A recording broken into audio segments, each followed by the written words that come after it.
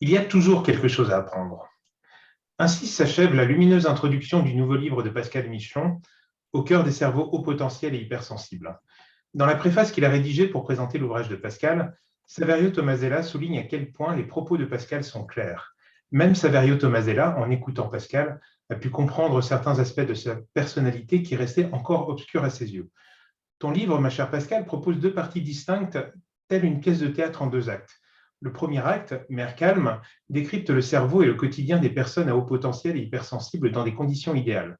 Le deuxième acte ne s'intitule pas Tempête, mais Tempête et apaisement. En effet, cette deuxième partie ne mentionne pas que les difficultés auxquelles nous sommes confrontés, mais propose également des solutions et des outils. Il y a toujours quelque chose à apprendre. Eh bien, ce soir, nous allons essayer d'apprendre ce qui se passe dans notre cerveau. Pascal Michelon, bonsoir. Bonsoir Jean-Michel, merci. Tu es docteur en neurosciences, le mot pourrait faire peur, et pourtant j'ai été impressionné à quel point les concepts les plus complexes sont lumineux grâce à ton écriture. Quelle a été la genèse de ce livre? J'imagine que c'est un long chemin. J'ai toujours traduit un peu la science pour le grand public, donc ça c'est quelque chose que j'adore faire en fait. Je me vois vraiment comme un médium, pas au sens de voir des choses, hein, mais au sens de transporter les connaissances en fait, donc des connaissances parfois complexes effectivement sur le cerveau. Et les traduire en des mots simples qui parlent en fait, hein, puisque c'est ça l'utilité, c'est d'arriver à comprendre ce qui se passe hein, à l'intérieur de nous, de notre cerveau. Donc les traduire en des mots simples, c'est un exercice que j'ai toujours adoré faire, que ce soit sous format conférence ou livre. Hein. Qu'est-ce qui m'a amené au potentiel et l'hypersensibilité? Là aussi, un long cheminement. Au-delà de mon intérêt général pour le cerveau et notre capacité à changer, c'est un intérêt personnel à la base, hein, un sujet qui me touche ma famille également. Et j'ai vu là une opportunité d'apporter quelque chose à une communauté, donc toutes les personnes qui sont concernées par le potentiel intellectuel et le potentiel sensible, la sensibilité élevée. Voilà, en quelques mots, comment j'en suis arrivée là. Le cœur de notre discussion ce soir, ce sera probablement quelle est la spécificité de fonctionnement du cerveau d'un atypique par rapport à celui d'un neurotypique. Vaste sujet. Effectivement. C'était une question, désolé. C'était une question, d'accord. J'attendais voir si c'était plus spécifique. Déjà, un premier point dans le livre, ça m'a semblé important d'aborder à la fois l'atypisme sur le plan intellectuel et l'atypisme sur le plan émotionnel. C'est deux sujets qu'on entend souvent aborder ensemble. Il y a pas mal de confusion entre les deux. Qu'est-ce que ça veut dire être HPI? Qu'est-ce que ça veut dire être HPE? Quel rapport avec l'hypersensibilité ou la haute sensibilité? Donc pour moi, c'était important d'essayer d'aborder tout ça dans le même livre hein, et de montrer justement à travers ce qu'on connaît du cerveau de chacun de ces types de profils, les différences finalement entre ces deux caractéristiques qui sont souvent associées, mais pas toujours finalement. Et c'est aussi que je me suis rendu compte qu'en bon HP, j'avais envie de raconter tout en même temps. C'était assez complexe justement de dissocier ces deux sujets, les garder séparés mais associés et simples. Ce qui m'a beaucoup plu dans la lecture, c'est qu'en fait, si on veut aller plus loin, justement, il y a une bibliographie qui est très impressionnante et qui permet vraiment de pousser chacun des concepts qui sont abordés dans ton livre. Et on peut également ne pas lire tous les livres et toutes les études qui sont mentionnées dans ton livre, puisque le livre se suffit à lui-même. Et ça, c'est un livre, je pense, qui va faire référence pour un meilleur fonctionnement de pourquoi on est tel qu'on est. Finalement. C'est vrai que pour moi, c'était très important en tant que scientifique que tout ce que je dise soit vraiment basé sur des études, même s'il n'y en a qu'une. Donc, c'était vraiment important que les références soient aussi présentes pour appuyer ce côté scientifique. qu'elles ne viennent pas encombrer le texte, hein, parce qu'on n'est pas tous scientifiques. Il y a plein de gens qui semblent complètement de savoir d'où ça vient exactement. Et sachant aussi qu'il y a pas mal d'écrits hein, sur tous ces sujets, d'un blog à un livre, hein, des écrits, des données, des choses que les gens disent qui ne sont pas toujours fondées. Hein. Donc pour moi, c'était vraiment important, sans dire que bien sûr j'ai la connaissance absolue, loin de là, mais en tout cas d'essayer de vraiment la plus objective possible finalement hein, dans ces deux domaines. Hein. Surtout que pour le HPI, il y a pas mal d'études quand même. Maintenant, l'intelligence, hein, c'est étudié depuis des dizaines et des dizaines d'années en psychologie cognitive, en neurosciences. En revanche, la sensibilité élevée, c'est un domaine beaucoup plus confus, un concept qui recouvre plein de notions, à la fois au niveau des sensations, des émotions. Et sur le plan scientifique, ce n'est pas un concept reconnu. Donc, il y a peu d'études à ce dire. Pour rebondir là-dessus, bonjour Pascal, j'ai adoré le livre et je pense qu'il va être un grand, grand cadeau de Noël, mais de manière assez intéressante. Je pense qu'il y a beaucoup de gens qui vont lire et qui vont l'offrir et dire « Tiens, lis ça, tu vas mieux comprendre ». Parce que je pense qu'il y a tellement de manières de rentrer dans le livre et il y a tellement de réponses à plein de questions. Et puis aussi, alors tu parles d'humilité, hein, en disant je ne sais pas tout, mais en même temps, tu parles de tout. Et puis, tu le fais de manière très organisée, ce qui fait qu'on n'a pas l'impression d'être submergé, surchargé, parce que c'est organisé de manière logique, cohérente. Et puis, on peut rentrer dans un sujet à tiroir, et puis on peut ouvrir et fermer les tiroirs au fur et à mesure, sans se sentir complètement submergé par toute l'information d'un coup. Donc, c'est très agréable à lire. Je pense autant comme HP, on rentre et puis on se voit en miroir, mais aussi de l'extérieur en disant « Ah, c'est pour ça ». En même temps, ce que tu fais, c'est aussi dire que même s'il y a une distinction entre HP et non-HP, où il y a un fonctionnement qui est différent, en même temps, il faut aussi bien qu'il y a autant d'HP qu'il y a d'HP. Et puis ça, c'est aussi très rafraîchissant. On n'a pas l'impression que c'est un stéréotype qu'on peut mettre sur tout le monde. Et puis, j'ai vraiment apprécié l'écriture, l'organisation. Et puis, je trouve vraiment que c'est un ouvrage de référence. J'ai aussi beaucoup aimé le ton, parce que même si je me sens guidée, parce que tu as une voix forte comme autrice, je me sens pas dicter comment je dois penser. J'ai vraiment l'impression qu'on me présente des informations et que c'est à moi de les organiser et c'est à moi de les mettre en forme. Et j'ai aussi beaucoup apprécié ça parce que c'est toujours le ton que je trouve utilisé dans ces lectures-là, où parfois on utilise des généralités pour faire rentrer le lecteur dans le livre. Puis je voulais aussi te remercier pour ça. Merci Christine. Oui, ça me donne envie de rebondir sur plusieurs choses. Pour moi, c'était important que le lecteur se sente libre. Hein, c'est une valeur forte chez moi. De commencer par n'importe quel endroit finalement. Parce que je pensais que les personnes HP ou hypersensibles qui fonctionnent très bien et sont heureux avec leur spécificité. Donc, elles n'auraient pas forcément envie d'entrer dans le livre en commençant avec des problèmes, hein, parce que ça ne leur parlerait pas forcément. D'autres, au contraire, qui auraient envie de commencer par les difficultés parce que c'est ce qu'ils vivent. Donc, j'avais eu envie d'organiser vraiment, comme disait Jean-Michel, en deux parties. On peut commencer par l'une ou par l'autre, selon ce qui nous plaît le plus. J'espère qu'on comprend, même si on commence par la deuxième partie, qu'on comprend quand même les propos. Et c'est vrai que c'est important pour moi aussi de rester neutre. Hein, je n'aime pas qu'on m'impose des choses. Je n'aime pas les étiquettes non plus, comme beaucoup de gens qui écoutent, j'imagine. Ça m'amène à ce que tu disais aussi, le fait qu'il y ait autant d'HP que de cerveau HP finalement. Alors ça, c'est aussi une autre de mes caractéristiques, j'ai horreur des généralités. Et je pense que c'est quelque chose qu'on partage aussi pas mal ce soir. Donc c'était important pour moi de dire et de redire que, ok, là on essaie de tirer des caractéristiques communes à toutes les personnes HP, mais évidemment il n'y a pas que le fonctionnement intellectuel par exemple qui va nous modeler, il n'y a pas que notre fonctionnement émotionnel qui va nous modeler non plus, donc c'est toujours une interaction de toutes ces caractéristiques. qui va faire qu'on réagit de telle ou telle façon à une situation. Et au-delà des capacités intellectuelles, des capacités émotionnelles, il y a aussi bien sûr notre personnalité, notre histoire de vie, notre environnement, tous ces facteurs vont faire qu'on est tous différents. Heureusement, autrement, ce serait plutôt boring. Ce qui m'a beaucoup plu, moi, c'est qu'il donne de l'espoir aussi.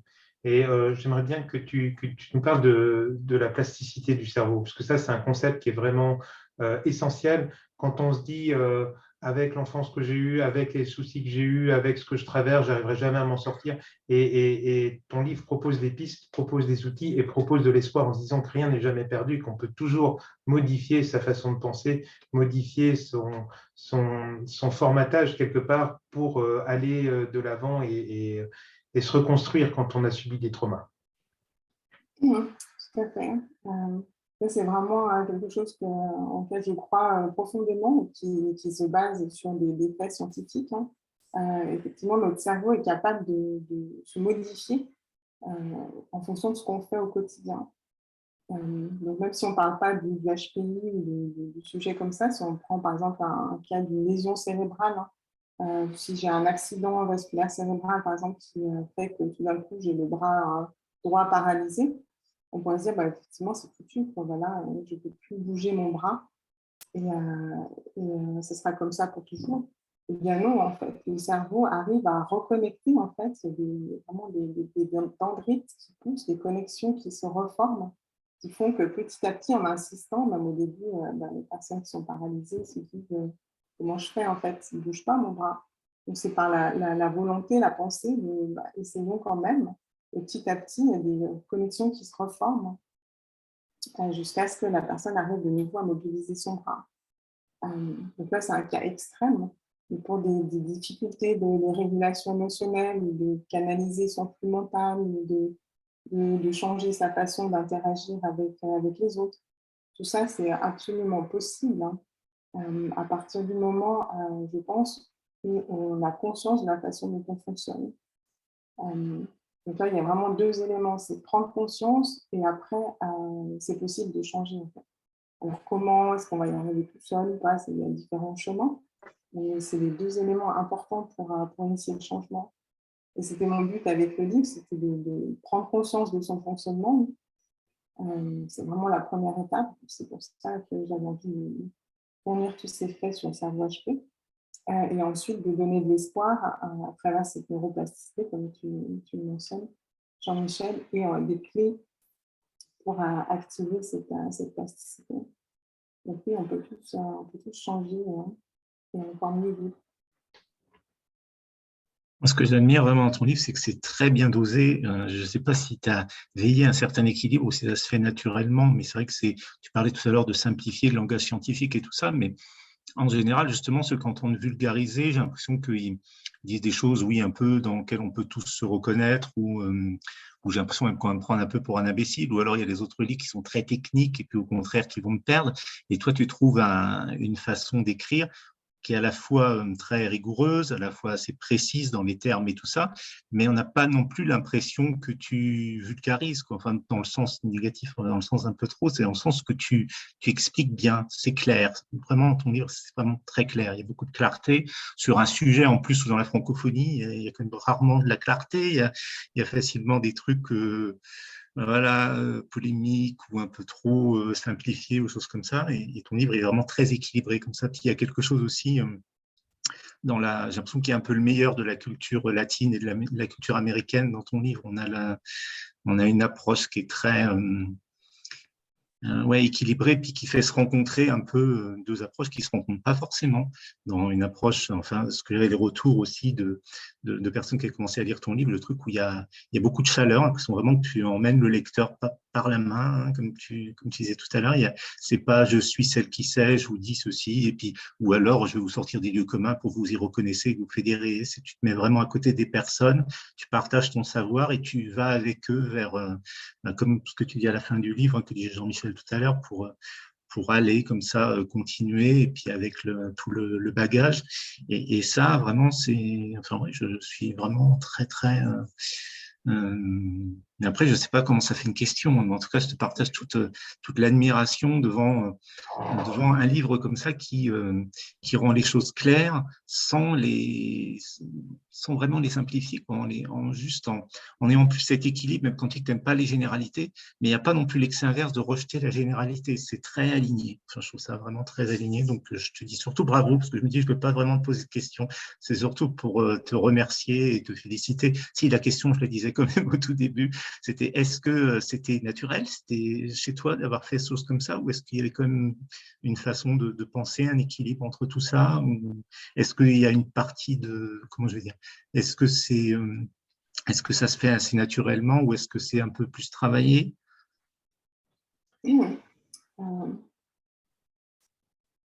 C'est une bonne question.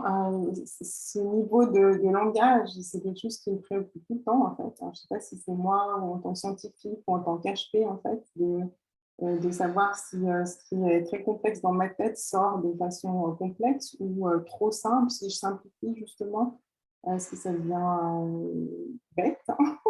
Et puis, les gens en face, c'est difficile de juger. Je ne sais pas si c'est une expérience que vous avez aussi parfois, hein. On ne sait pas trop en fait où se situe la personne en face, si elle comprend ce qu'on lui dit, si c'est trop complexe, pas assez complexe, quelque chose une impression qu'on n'a peut-être pas toujours quand on parle à une autre personne HP. Je ne sais pas si parmi les gens qui écoutent, c'est une impression qu'elles ont. Donc moi, quand j'ai écrit le livre, moi, je me suis dit, en fait, je parle à des gens intelligents. Alors, pas forcément HP, hein, mais donc, je ne vais pas dire des choses vraiment basiques. D'un autre côté, tout le monde n'a pas fait des études de psychologie cognitive ou de neurosciences, donc il faut quand même expliquer.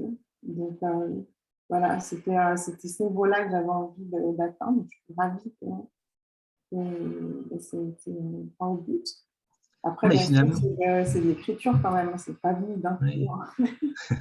Ben oui, je sais en plus sous l'application que tu as mis dans la rédaction, mais c'est vrai, ce positionnement juste finalement qui est assez rare, qui me paraît assez évident, mais c'est vrai qu'il y a un peu des gens qui écrivent pour, je ne sais pas comment je vais dire, mais ils écrivent pour des gens qui ont fait certaines études, ou un peu, j'allais dire schématiquement, hein, pour les élites ou pour la masse, mais c'est schématiquement, hein, c'est un côté un peu caricatural.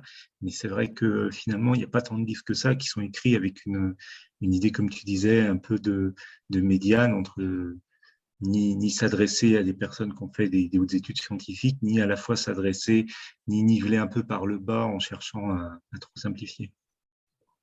Donc, cet équilibre-là, comme souvent, hein, est assez rare, et c'est vraiment un plaisir de lire ton livre quand on voit toutes sortes de livres qui sont écrits sur le sujet qui partent un peu dans tous les sens. Et là, c'est très à la fois très ouvert d'esprit et à la fois très rigoureux. Donc, ça fait vraiment du bien de lire ça. Pardon, vas-y. J'ai particulièrement aimé. Pardon. Je voulais juste ajouter quelque chose. Pour moi aussi, c'était important qu'il y ait l'aspect scientifique qui fait partie de moi, mais aussi la partie accompagnante en fait, que j'ai, hein, puisque j'accompagne des personnes au quotidien, des personnes HPI et hypersensibles. Donc, c'était important qu'il y ait les deux parties, les deux fonctions, hein, en fait, les deux casquettes, hein, apporter des informations concrètes, objectives, et d'un autre côté, proposer des solutions aussi dans la vie de tous les jours. Voilà, d'où les deux parties aussi dans le livre.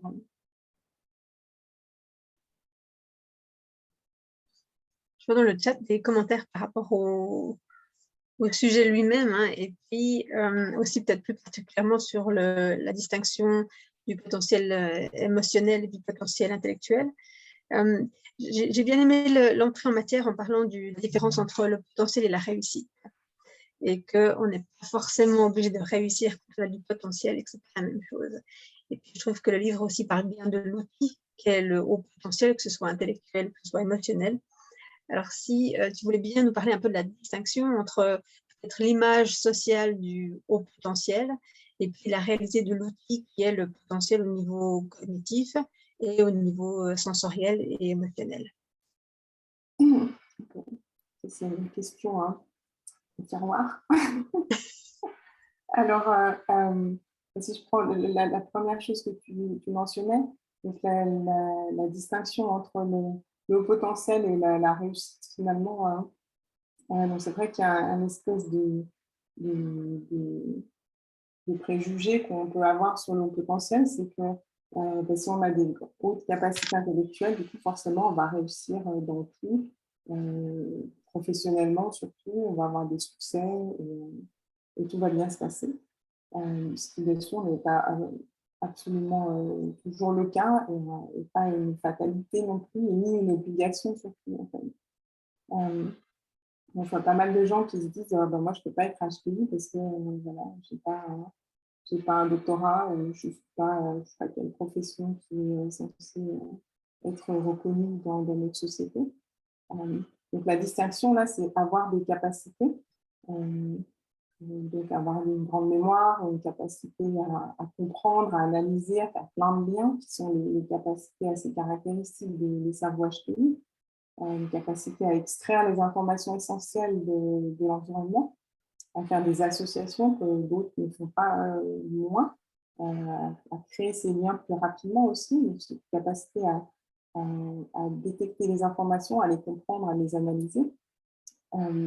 Toute la question, c'est qu'est-ce qu'on va en faire en fait. Est-ce qu'on peut les développer, les exploiter, les extérioriser? Donc ça va dépendre au départ de notre environnement de vie, de notre enfance, comment l'intelligence est vécue, comprise, valorisée dans notre environnement. Ensuite, ça dépend de comment ça se passe au niveau scolaire. Donc, plein de raisons possibles. Ça peut très bien se passer, c'est quand même assez souvent le cas pour les personnes HPI. Mais ça peut aussi ne pas bien se passer du tout. Pour d'autres facteurs qui n'ont rien à voir avec le fait d'être HPI, ou parfois dans un espèce de sentiment de décalage qui peut faire qu'on va s'isoler et se faire rejeter, isoler. Donc ça, c'est vraiment des circonstances de vie.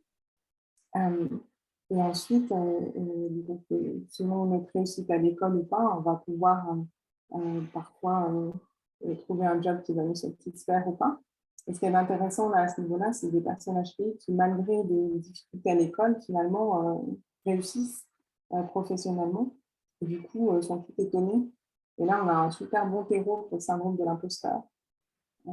Comment c'est possible que je réussisse alors que je n'ai pas fait trop d'études et puis en plus je fais les choses assez facilement finalement, donc je ne fournis pas vraiment d'efforts.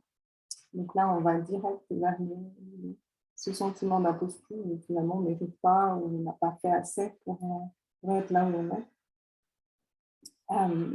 Moi, je suis partie loin de la question, mais effectivement, donc, il n'y a pas forcément une adéquation entre capacité et application, exploitation de ces capacités, finalement, une traduction de ces capacités en réussite.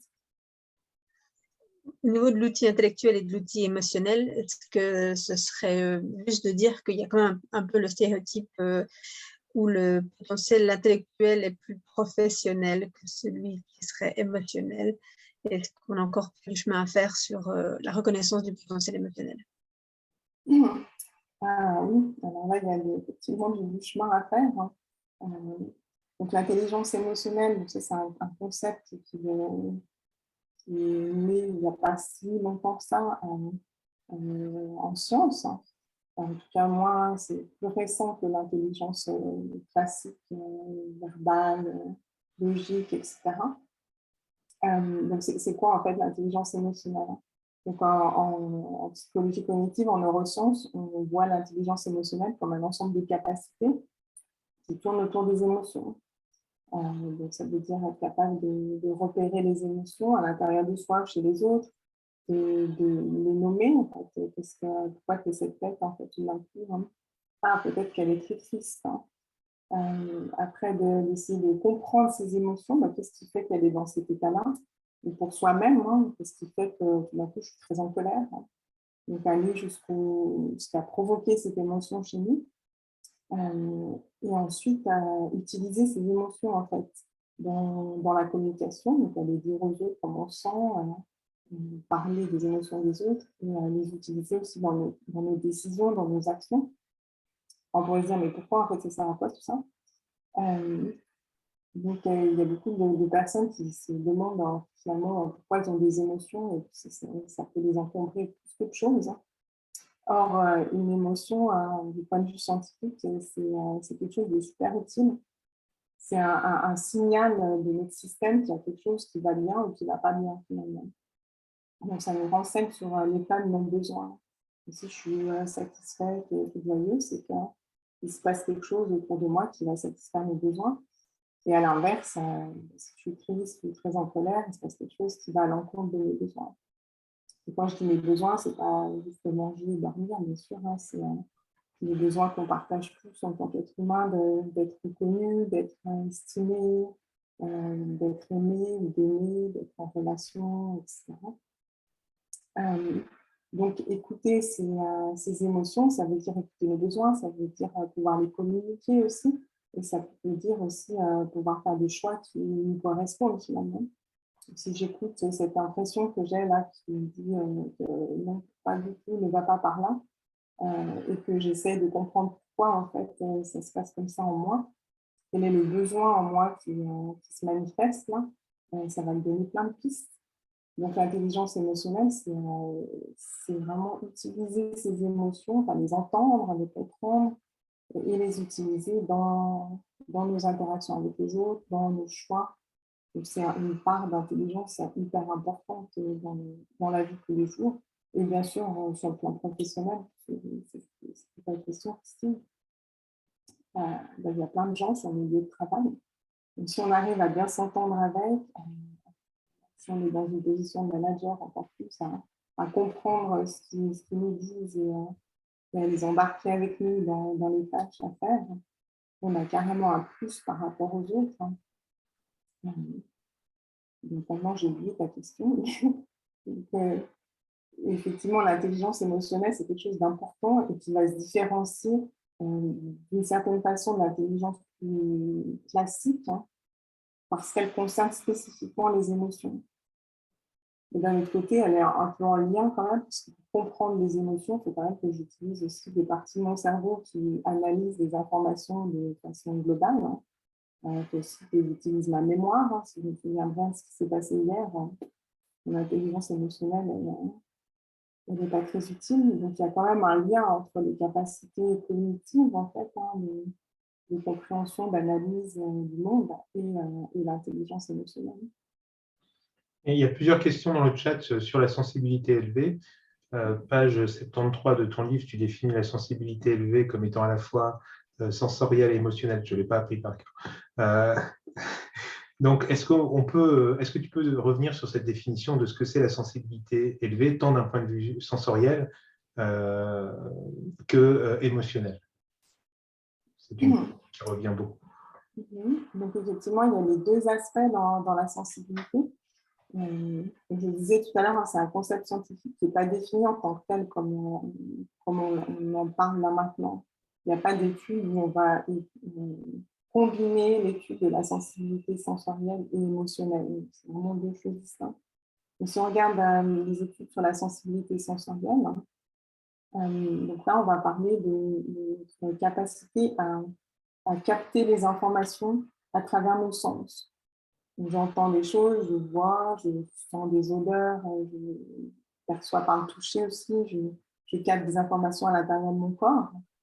Donc ça utilise certaines parties de mon cerveau qui sont responsables de la vigilance, de ma réactivité à mon environnement. Et on s'aperçoit chez les personnes à sensibilité élevée qu'effectivement, cette réactivité, elle est plus haute. Donc, le seuil neurologique est plus bas. C'est un petit exercice là. En fait, on a besoin de moins de stimulation, donc le seuil est plus bas pour réagir quand on est hypersensible. Donc, si j'entends s'il y avait un bruit qui d'un coup est émis, si je suis hypersensible, je vais réagir à un niveau sonore de décibels plus bas qu'une personne moins sensible. Donc ça, c'est vraiment pour l'aspect sensoriel. Et ça va peut se retrouver dans toutes les modalités ou seulement dans certaines, donc tous les sens ou seulement dans certains, selon les individus. Et c'est différent de la sensibilité émotionnelle, parce qu'une émotion, ce n'est pas une sensation, en fait.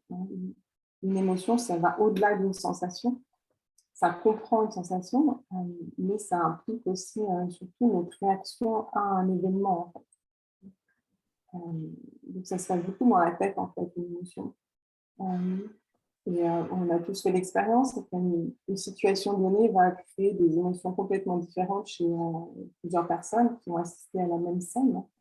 Donc l'émotion, elle est vraiment en nous. C'est plus notre réaction à ce qui se passe finalement. La façon dont on analyse les choses, on parlait des besoins tout à l'heure, hein, c'est vraiment ça, c'est en fonction de qui je suis, de ma vie, de mes normes, etc. Je vais réagir d'une certaine façon à une situation. Donc ça, c'est la sensibilité émotionnelle, hein, qui concerne donc les émotions qui vont pouvoir être plus ou moins fortes, plus ou moins intenses, plus ou moins longues. Hein.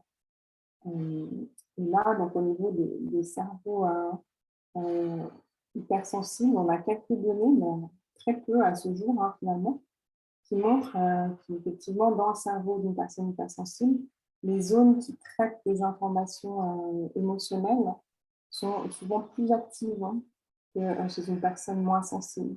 Donc, il y a vraiment une réalité neurologique. Si je suis confrontée à une situation émotionnelle, si je suis hypersensible, mon cerveau va avoir plus d'activité. Dans l'amygdale, par exemple, qui est la zone vraiment première de réaction aux émotions. Donc, si je ressens quelque chose de très intense, c'est pas que je suis folle et que j'ai un gros problème, c'est que mon amygdale réagit plus fortement. Qu'est-ce qu'on connaît d'autre sur le cerveau hypersensible? On sait aussi que on a tous entendu parler de l'empathie, de cette capacité à ressentir ce qu'on ressent la personne en face de nous. Ça aussi, c'est ce qu'on entend beaucoup des personnes hypersensibles dire une vraie éponge à l'émotion ou je capte tout de suite ce qui se passe chez l'autre, je sens les ambiances. Donc ça, il y a une réalité aussi apparemment neurologique. Encore une fois, il y a très peu d'études, donc ce serait à confirmer.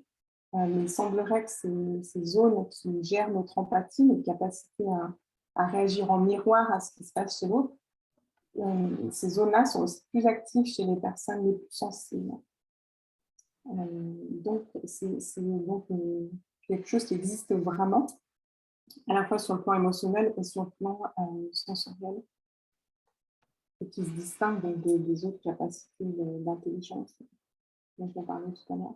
La capacité sensorielle plus élevée que la moyenne peut également devenir une incapacité. Je me souviens de Maurice Barthélémy qui, il y a quelques semaines, quelques mois, nous disait qu'il ne supportait pas des gens qui grignotaient quand il était sur un plateau de tournage. Et donc, ça veut dire pour chaque sensation plus intense, on est obligé de mettre une carapace pour que ce soit supportable. Donc, avoir des bouchons d'oreille, comme on met des lunettes de soleil pour se protéger du soleil. Mais pour certains vêtements, les personnes qui sont très sensibles aux vêtements, on ne peut pas non plus ne pas avoir d'étiquette, enfin si on peut les couper. Et, c'est aussi comment est-ce que tu as des conseils spécifiques pour les personnes qui ont une sensibilité sensorielle plus élevée que la moyenne pour y faire face? Donc là, déjà, je pense que quelque chose qui peut faire une grosse différence, c'est d'avoir conscience qu'on est hypersensible.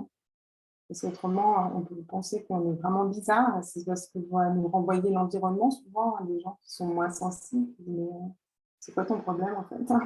Pourquoi tout d'un coup, tu es tout rouge? Pourquoi il faut à tout prix que tu mettes des lunettes, des étiquettes, hein? Et mais je n'entends pas l'autre qui mâche là-bas. Hein. Donc ça nous renvoie des choses négatives sur nous.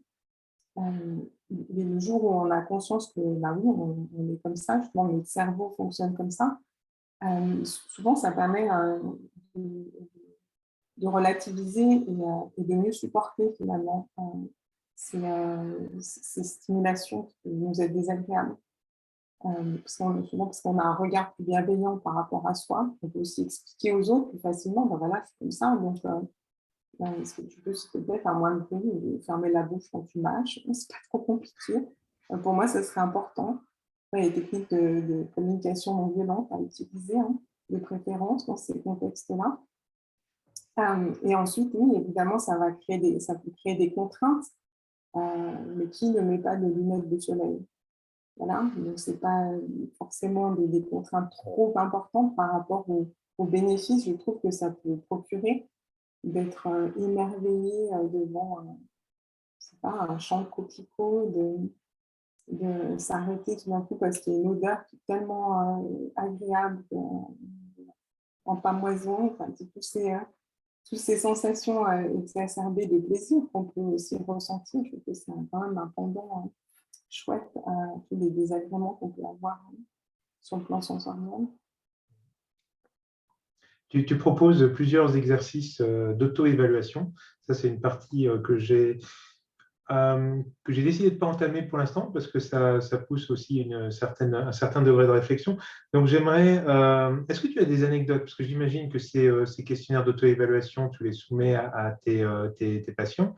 Est-ce que tu as des anecdotes concernant des retours que tes patients t'auraient rapportés, notamment le premier questionnaire où tu demandes de demander aux proches qui comptent à nos yeux de citer des qualités et des réussites, parce que c'est là, en fait, on en apprend plus en sachant ce que les autres pensent de nous, finalement, que ce qu'on peut penser de soi-même, notamment à cause du syndrome de l'imposteur. Donc, ça, c'est une technique qui est vraiment utile pour ouvrir les yeux sur nos qualités.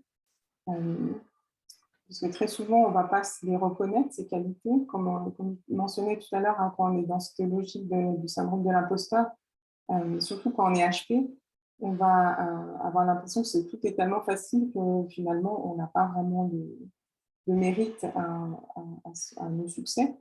Donc, on ne les voit même pas, nos succès, finalement. Donc, nous-mêmes, on est aveugles à tout ça. Mais qui d'autre que nos proches peut nous renvoyer ces qualités, finalement? Et c'est quelque chose qu'on n'ose pas faire. On ne va pas naturellement aller voir je sais pas, notre mère ou notre conjoint ou nos enfants et leur dire qu'est-ce que tu penses de moi? On prend un risque là en plus. Donc être dans un exercice plus cadré où on a un protocole un peu et on va pouvoir questionner ses proches et surtout leur demander d'être factuel. C'est pas juste je te trouve super, c'est non mais sois plus précis en fait. C'est quoi que tu trouves de super chez moi? Je sais pas, t'es très doux, attentif, tu m'écoutes quand je parle, je sais pas, et puis quand on part en vacances, t'es super bien organisé.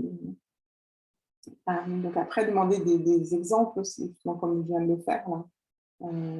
T'es doux et attentif, qu'est-ce que tu veux dire par là? À quel moment tu l'as remarqué?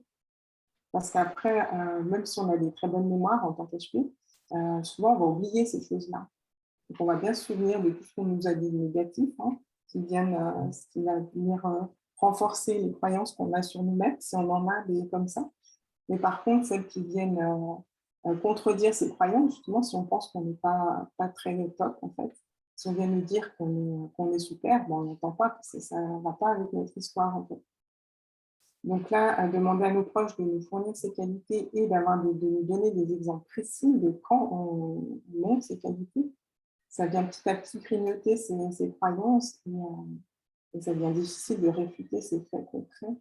Donc ça, c'est un bon exercice. Si vous ne l'avez jamais fait, là, vous tout écouter, pourquoi pas essayer simplement à quelques proches en qui vous avez confiance, de leur demander les qualités qu'ils vous reconnaissent et de pousser le questionnement en leur demandant des exemples bien précis.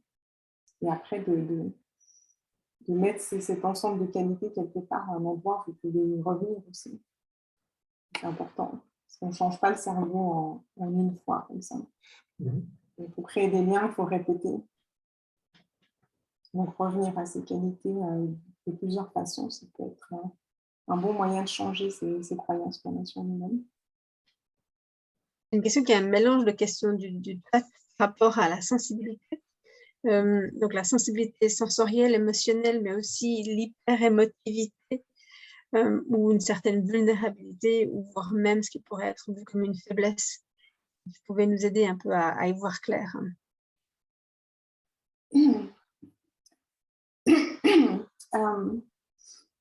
Donc, Est-ce que c'est un trouble finalement? Ce que j'entends comme question là, c'est est-ce que c'est un trouble d'être hypersensible ou est-ce que c'est toujours du domaine de la normalité finalement? Moi, je pense que ça fait partie du domaine de la normalité. On voit cette courbe de sensibilité, en fait, qui est une courbe normale, gaussienne, où on a une grande majorité des gens qui ont une sensibilité dans la moyenne, et puis ensuite, on peut s'en éloigner, avoir une sensibilité très faible, ce qui correspondrait à 25% de la population, ou une sensibilité beaucoup plus élevée qui correspond donc à ce qu'on appelle la sensibilité élevée, l'hypersensibilité, donc à peu près 25% de la population.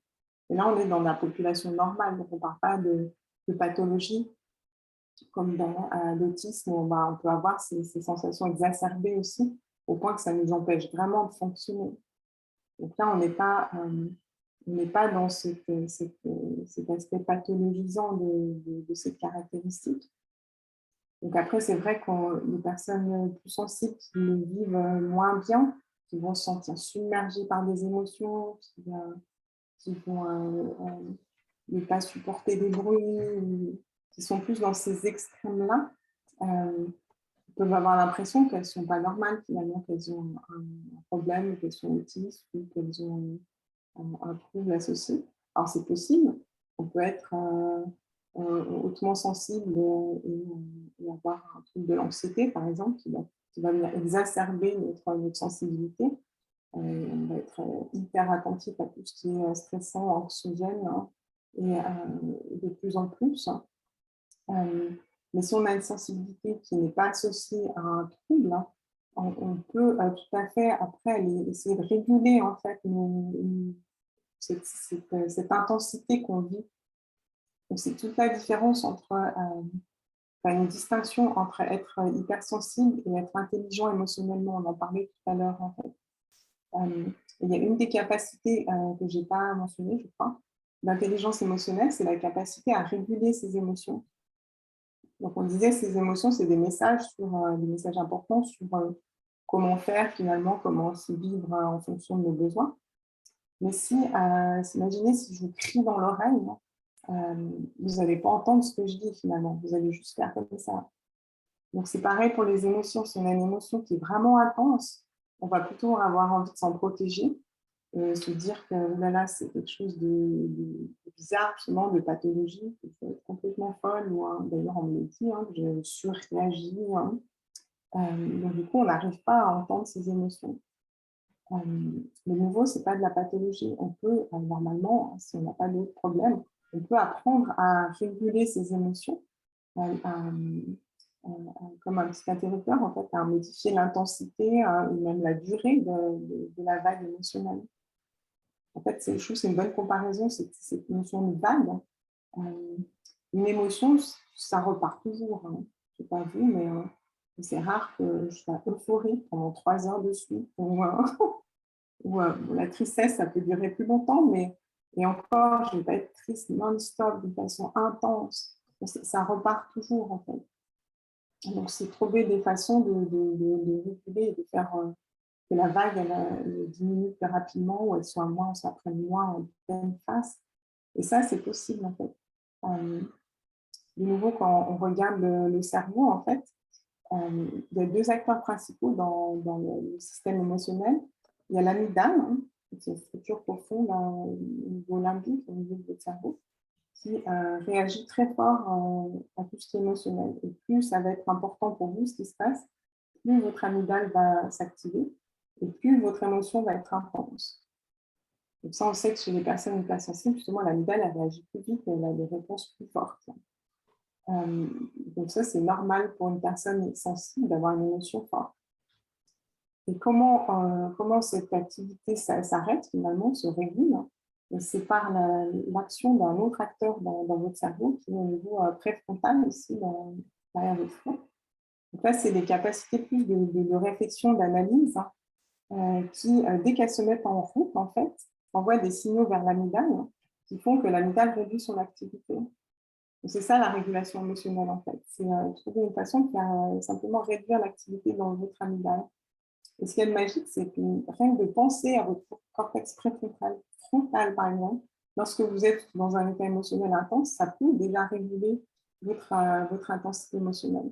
Donc, on a le pouvoir d'actionner le switch là, et de faire que cette intensité soit plus ou moins forte. Pour continuer sur ta métaphore de vague, est-ce que dans ce cas-là, quelqu'un d'hypersensible, c'est quelqu'un qui a des vagues très très fortes, et quelqu'un qui a réussi à les dompter, c'est quelqu'un qui réussit à surfer sur sa vague? Tout à fait, c'est une belle image. Parce que l'idée, c'est pas de couper le robinet. Sinon, on va retrouver des problèmes différents. Si on ne ressent plus rien, si on a mis tellement de carapace, justement, des lunettes de soleil extra là, par rapport à nos émotions, et qu'on ne les voit plus du tout, ce n'est pas forcément non plus la solution, parce que, comme on a vu, c'est des signaux hyper utiles. Donc, l'idée, c'est d'accepter de se faire éclabousser, puisque c'est quelque chose qui va nous être utile, hein, et de prendre conscience que ça va disparaître ou qu'on peut simplement le vivre. Donc ça, c'est vraiment une partie hyper importante de la régulation émotionnelle. C'est d'ailleurs une des stratégies, hein, c'est d'accepter.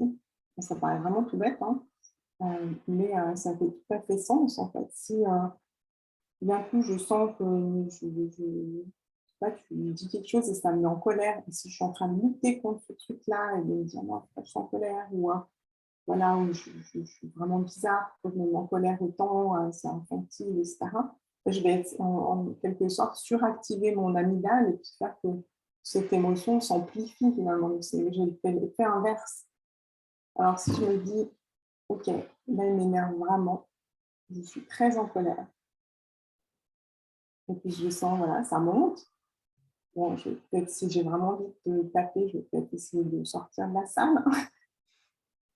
Mais qu'est-ce qui va se passer après? Ça va, comme tu disais, je vais surfer sur cette émotion et après, ça va se diffuser, ça va s'éteindre.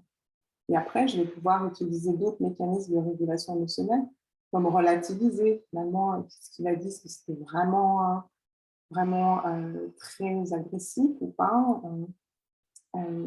Essayer de voir aussi d'autres caractéristiques dans ce que tu as dit, il y avait peut-être aussi un message positif, qu'est-ce que je peux apprendre là, et surtout, qu'est-ce qui fait que ça m'a mis dans cet état-là. Pas rentrer en empathie avec soi-même, essayer de se comprendre. Tout ça, c'est des mécanismes de régulation. Comme dit Sénèque, si tu ne passes pas entre les gouttes, apprends à danser sous la pluie. Mais il y a quelque chose, moi, qui me poursuit depuis des années, c'est face au danger, on a trois possibilités. Combattre, fuir ou se cacher. Qu'est-ce qu'on doit faire fondamentalement? Évidemment, la meilleure solution, c'est d'éviter le danger, de faire en sorte de faire disparaître le danger de sa vie pour ne pas avoir à perpétuellement se cacher derrière une technique ou une autre. Mais la colère est un symptôme, pas une cause. Donc, qu'est-ce que... Non, en fait, ma réflexion ne débouche pas sur une question. Mais tu peux prolonger ma réflexion éventuellement, ou Alban et Christine, vous pouvez également prolonger cette réflexion. Moi, je n'ai pas trop compris la différence entre se fuir et cacher, fuir et se cacher. J'ai une question dans la question. Alors, je la reprends volontiers. Michel, tu parles quand il y a un danger, on a ces trois possibilités entre fuir, attaquer ou se cacher. Se cacher, ouais. Mobiliser.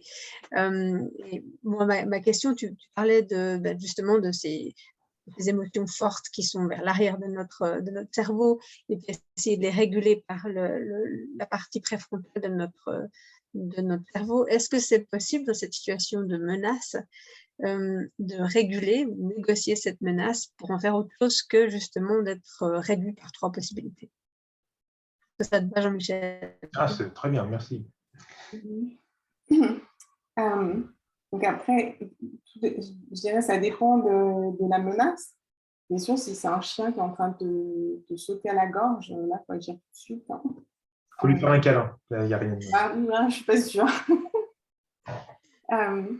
Donc, ça dépend de ce qui va causer le stress, en fait, et quelle émotion ça génère en toi. En fait. Donc là, on a parlé surtout de danger, donc de peur. Je parlais de colère, c'est différent, en fait. stress aussi, ce n'est pas pareil que de la peur ou de l'anxiété. Donc là, de nouveau, on est dans l'intelligence émotionnelle. C'est quoi que je ressens exactement, en fait? Et qu'est-ce qui fait que je ressens ça? Si tous les matins, quand je vais au travail, j'ai une sensation de peur, par exemple, de quoi j'ai peur, en fait? De qui j'ai peur? Qu'est-ce qui fait que je suis dans cet état-là? Ou si je suis en colère, en fait, c'est quoi mon besoin de nouveau? Est-ce que je suis en colère parce que j'ai l'impression que personne ne me reconnaît dans cette équipe? Voilà, j'ai pas eu de promotion ou dès que je la bouche, il y a personne qui m'écoute. Donc, une fois qu'on sait en fait ce qui provoque cette émotion en soi, on va pouvoir agir. Donc effectivement, il y a d'autres façons que d'aller agresser la personne ou partir en courant ou se cacher sous son bureau. Ça, c'est des réactions qui sont plus pour la survie immédiate, je dirais, avec un stresseur qui reste là, si on est dans un truc chronique. Trouver l'action qui va être la plus pertinente par rapport à résoudre la situation, finalement, c'est ça qui va être important. Donc oui, il y a d'autres façons de faire. Et tout dépend de ce qui a provoqué cette émotion en toi, d'où l'importance d'arriver à l'écouter et la comprendre. Ce n'est pas toujours facile à dire comme ça, mais à s'auto-analyser, etc., ce n'est pas toujours évident tout seul. Moi, j'ai entendu empathie envers soi-même. Et puis là, j'ai envie d'arrêter de dire, on en parle, s'il vous plaît. Parce que voilà, quand j'ai lu la partie sur les sens, j'ai beaucoup aimé que très rapidement tu dises, il n'y a pas que les 5 sens vers l'extérieur, mais il y a aussi les sens qui sont tournés vers l'intérieur. Et puis, quand j'entends empathie vers soi-même, j'ai envie de demander, est-ce que l'empathie, c'est un ressenti? Est-ce que l'empathie, c'est une émotion? Est-ce que ça vient des sens? Et puis, si on va profondément dans l'empathie envers soi-même, comment on s'écoute en fait? Voilà, à nouveau, il y a plein de façons de répondre. C'est pas pour moi, c'est pour une amie. Évidemment. Donc dans l'empathie, si je réponds de façon déjà cartésienne, pour commencer, dans l'empathie, il y a deux types d'empathie en fait. Il y a l'empathie au niveau des sensations, d'émotions dont on parlait. C'est ce qu'on appelle l'empathie affective.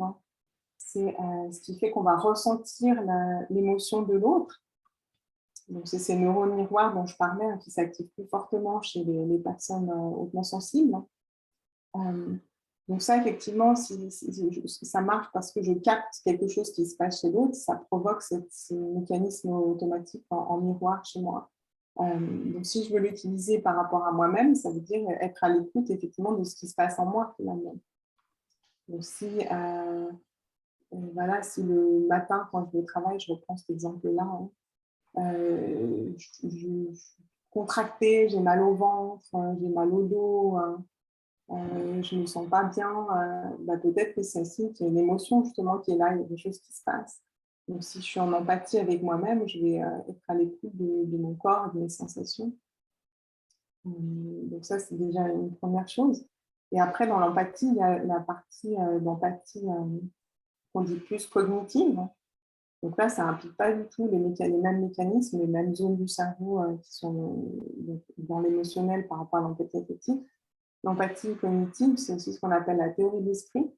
C'est une capacité complètement différente qui me permet de comprendre que ce qui se passe dans ta tête là en ce moment, Christine, ce n'est pas la même chose que ce qui se passe dans ma tête en ce moment. Même si on vit la même situation. Donc ça, c'est une capacité qu'on a, nous les humains, que les animaux n'ont pas, loin de là, de vraiment savoir qu'il se passe des choses différentes dans la tête de la personne à qui je parle. En fait. Donc ça, c'est notre capacité de dissociation de soi et de l'autre et de compréhension de l'autre aussi.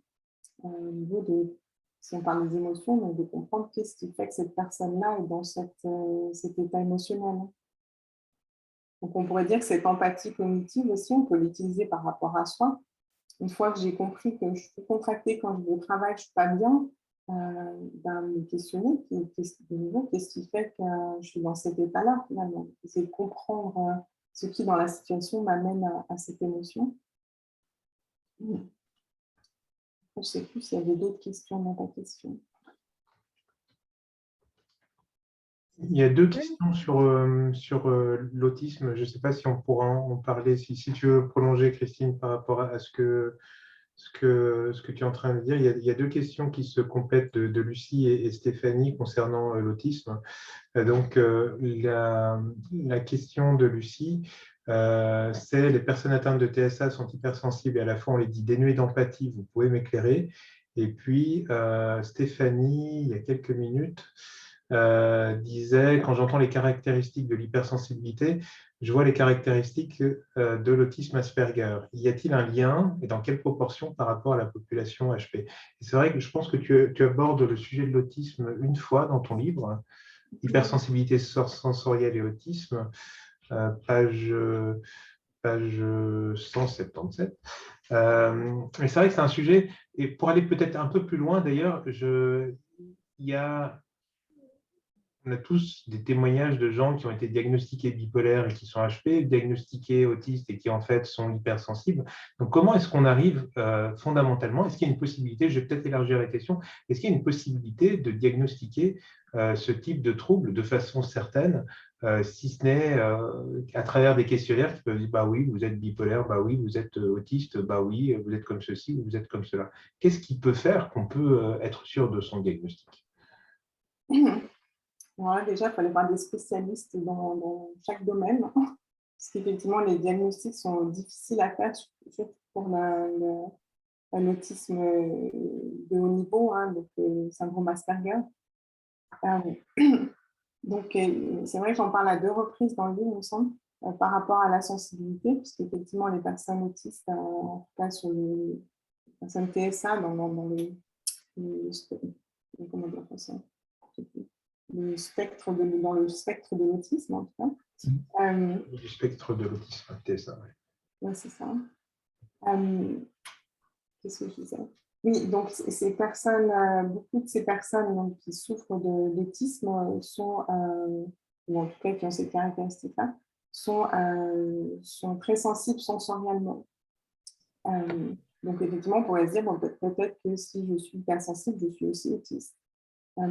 Mais il y a quand même une chose qui caractérise les personnes autistes, c'est des difficultés au niveau des interactions sociales, dans la compréhension des interactions sociales. Donc, effectivement, dans cette capacité de théorie de l'esprit. Donc, c'est vraiment là qu'on peut identifier une personne qui a un trouble autistique, c'est dans cette capacité à se mettre à la place de l'autre personne en face d'elle et de réaliser que ce qu'elle pense, ce que la personne en face pense, ce n'est pas la même chose que ce qu'elle-même pense, en fait. C'est ça qui fait qu'une personne autiste ou même léger trouble va avoir des difficultés dans les interactions, dans les blagues, etc. Parce que pour elle, il n'y a pas de... l'intention de l'autre n'est vraiment pas évidente, en fait. Donc, une personne autiste qui a une intelligence élevée peut arriver à comprendre finalement, à apprendre pour compenser ces difficultés de compréhension de théorie de l'esprit. Mais une personne qui est hypersensible n'a pas de trouble de théorie de l'esprit. Ça n'a rien à voir, en fait. Donc, il y a plein de personnes hypersensibles ou hautement sensibles qui ne sont pas autistes. C'est vraiment 2 choses complètement différentes. C'est comme, c'est pas parce qu'on a un QI élevé qu'on est forcément Asperger. En fait, heureusement, ça n'a absolument rien à voir, en fait. Une intelligence élevée, c'est avoir des capacités intellectuelles élevées. Voilà. Avoir un trouble de l'autisme, c'est avoir ces difficultés de théorie de l'esprit. Et après, on peut avoir un trouble de l'autisme en ayant un QI très faible. On peut avoir donc un trouble autistique et un QI très faible. Donc là, c'est plus les profils de personnes autistes qui n'arrivent pas à parler, à vivre au quotidien, ou qui ont vraiment de grosses difficultés. Ou on peut avoir un trouble autistique avec un QI normal, ou un trouble autistique avec un QI élevé. Et dans ce cas-là, on est souvent plus dans ce qu'on nomme donc, le syndrome Asperger. Donc, on est vraiment dans un bout du spectre de l'autisme, où on va avoir une personne autistique qui est très, très fonctionnelle sur plein d'autres aspects, mais qui a cette difficulté de théorie de l'esprit. C'est vraiment des choses complètement différentes. C'est pour ça que ça peut être difficile à diagnostiquer, du coup, parce qu'on peut avoir un mélange de ces différentes choses. Et la question précise de Lucie, c'est sur le fait qu'on disait que les personnes TSA étaient hypersensibles et qu'à la fois dénuées d'empathie. Et donc, la question, c'est donc peut-on être hypersensible et dénué d'empathie en même temps? Mais bon, la question sous-jacente, c'est déjà, est-ce que les personnes TSA sont forcément hypersensibles et sont-elles aussi vraiment dénuées d'empathie? La question derrière tout ça. Ouais. Donc, effectivement, l'hypersensibilité sensorielle, on la retrouve dans beaucoup de cas d'autisme, mais pas toujours. Et l'empathie, donc comme on disait, il y a plusieurs composantes à l'empathie. Il y a l'empathie affective, donc je ressens ce que tu ressens.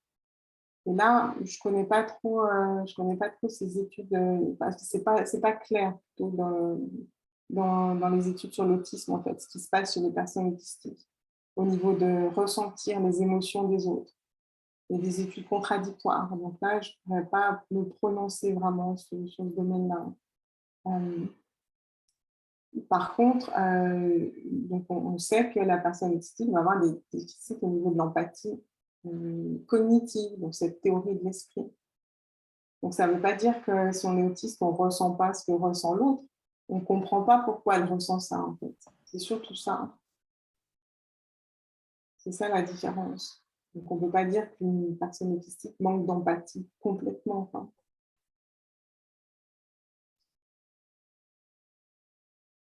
C'est ça qui est ça. J'aurais une question forcément dans le sujet, mais pas directement dans celui-là, où je me suis posé la question quand bon, alors j'ai lu la partie sur l'arborescence, où c'est forcément spécifique, mais c'est surtout dans la rapidité, dans la complexité.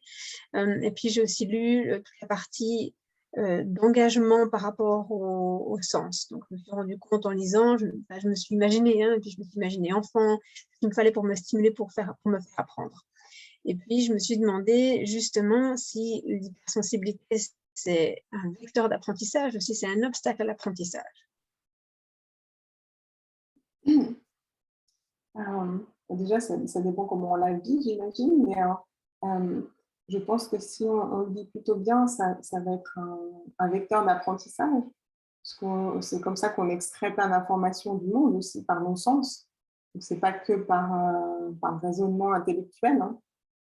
Donc, ça va pousser je pense que ça peut pousser un enfant ou même un adulte à aller explorer, avoir une curiosité à d'autres niveaux qu'au niveau intellectuel. Hein.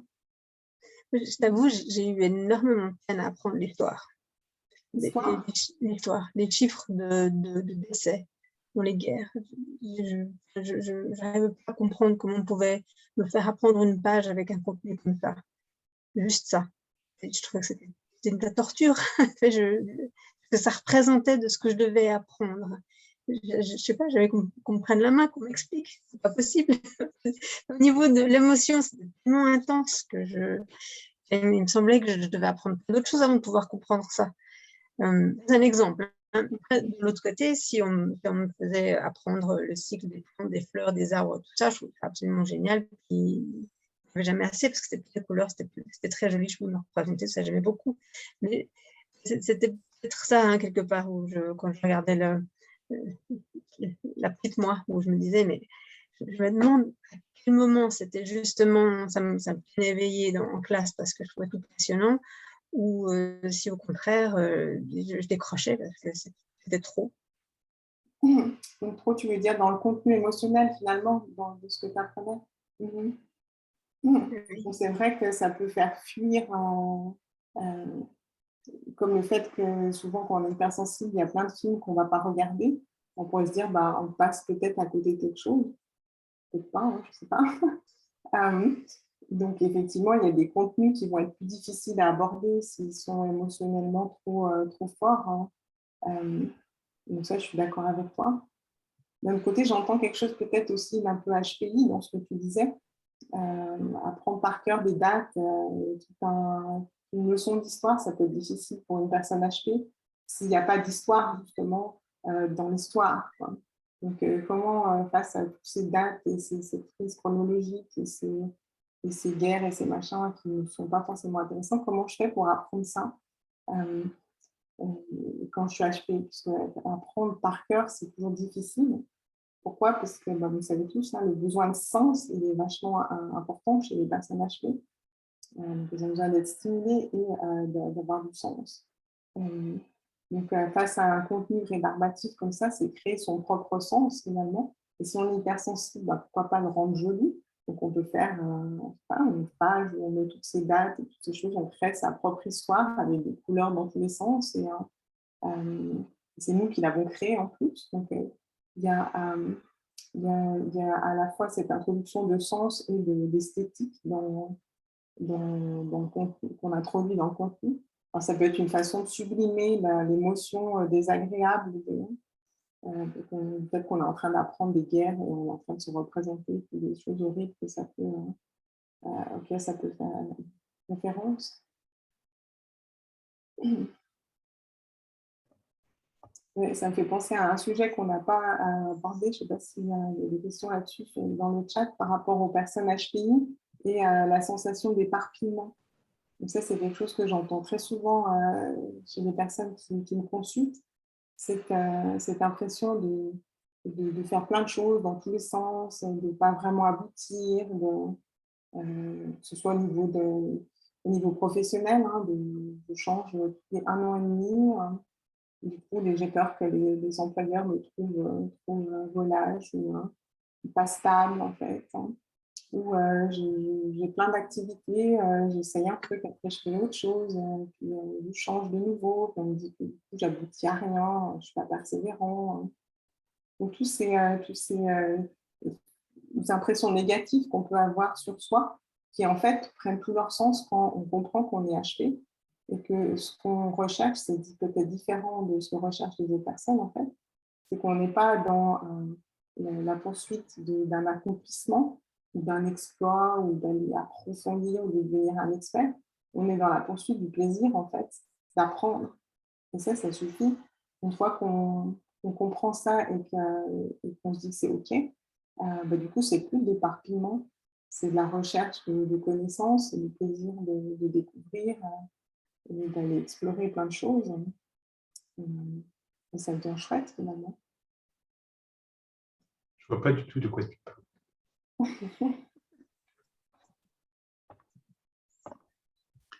On avait des questions dans le chat tout à l'heure, notamment quand on a parlé du professionnel, le réussite professionnelle. Tout à l'heure, il y a une personne qui demandait tout à l'heure est-ce qu'il y en avait des proportions de réussite, échec professionnel chez les HP diagnostiqués?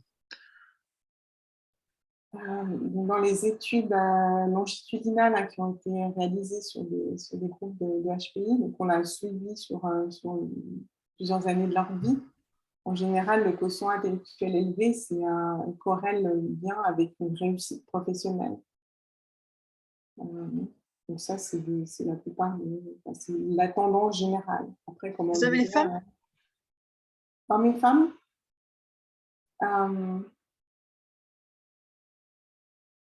je ne me souviens plus s'il y avait une différence. Donc après, c'est vrai qu'être une femme HP, c'est différent qu'être un homme HP. Ça se combine avec plein d'autres choses. Hein. Ça dépend dans quelle partie du globe on est né, ça dépend dans quelle famille on est arrivé aussi. Hein. Donc il y a plein de femmes HP qui le vivent très bien, qui ne se sont même jamais posé la question de savoir si elles étaient HPI ou pas.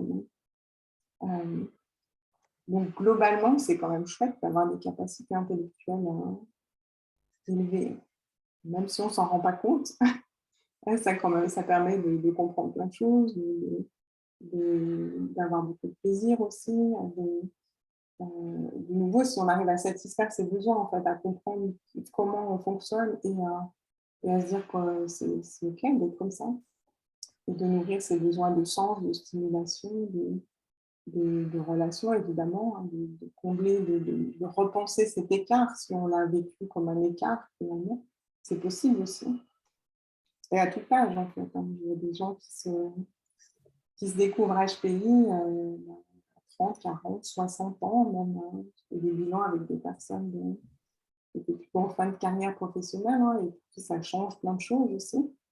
Donc à tout âge, on peut se mettre tous les feux au vert et se donner toutes les permissions et puis être satisfait. Après, les notions de réussite-échec, je ne sais pas trop moi ce que ça veut dire, puisque j'adore dans ton livre, c'est la citation, pour la dire exactement, je vais la lire, hein, pour pas que ce qu'on fait de son potentiel, ça n'a de mesure de valeur que notre bien-être. Ça, j'aime beaucoup cette phrase-là de ce que tu dis. Puis après, c'est vrai que je me dis donc, qu'est-ce qu'on peut, enfin, comment on peut désigner qui a réussi, qui a échoué professionnellement, et d'ailleurs, où on met le curseur, à quel âge, enfin, ça me paraît assez difficile d'évaluer ça. Autant scolairement, ça me paraît plus simple parce que vraiment, il y a des âges, il y a des seuils, en fait, il y a des endroits vraiment où je pense qu'on peut plus facilement définir. Mais après, la réussite professionnelle, ça a de valeur que notre bien-être, comme tu dis.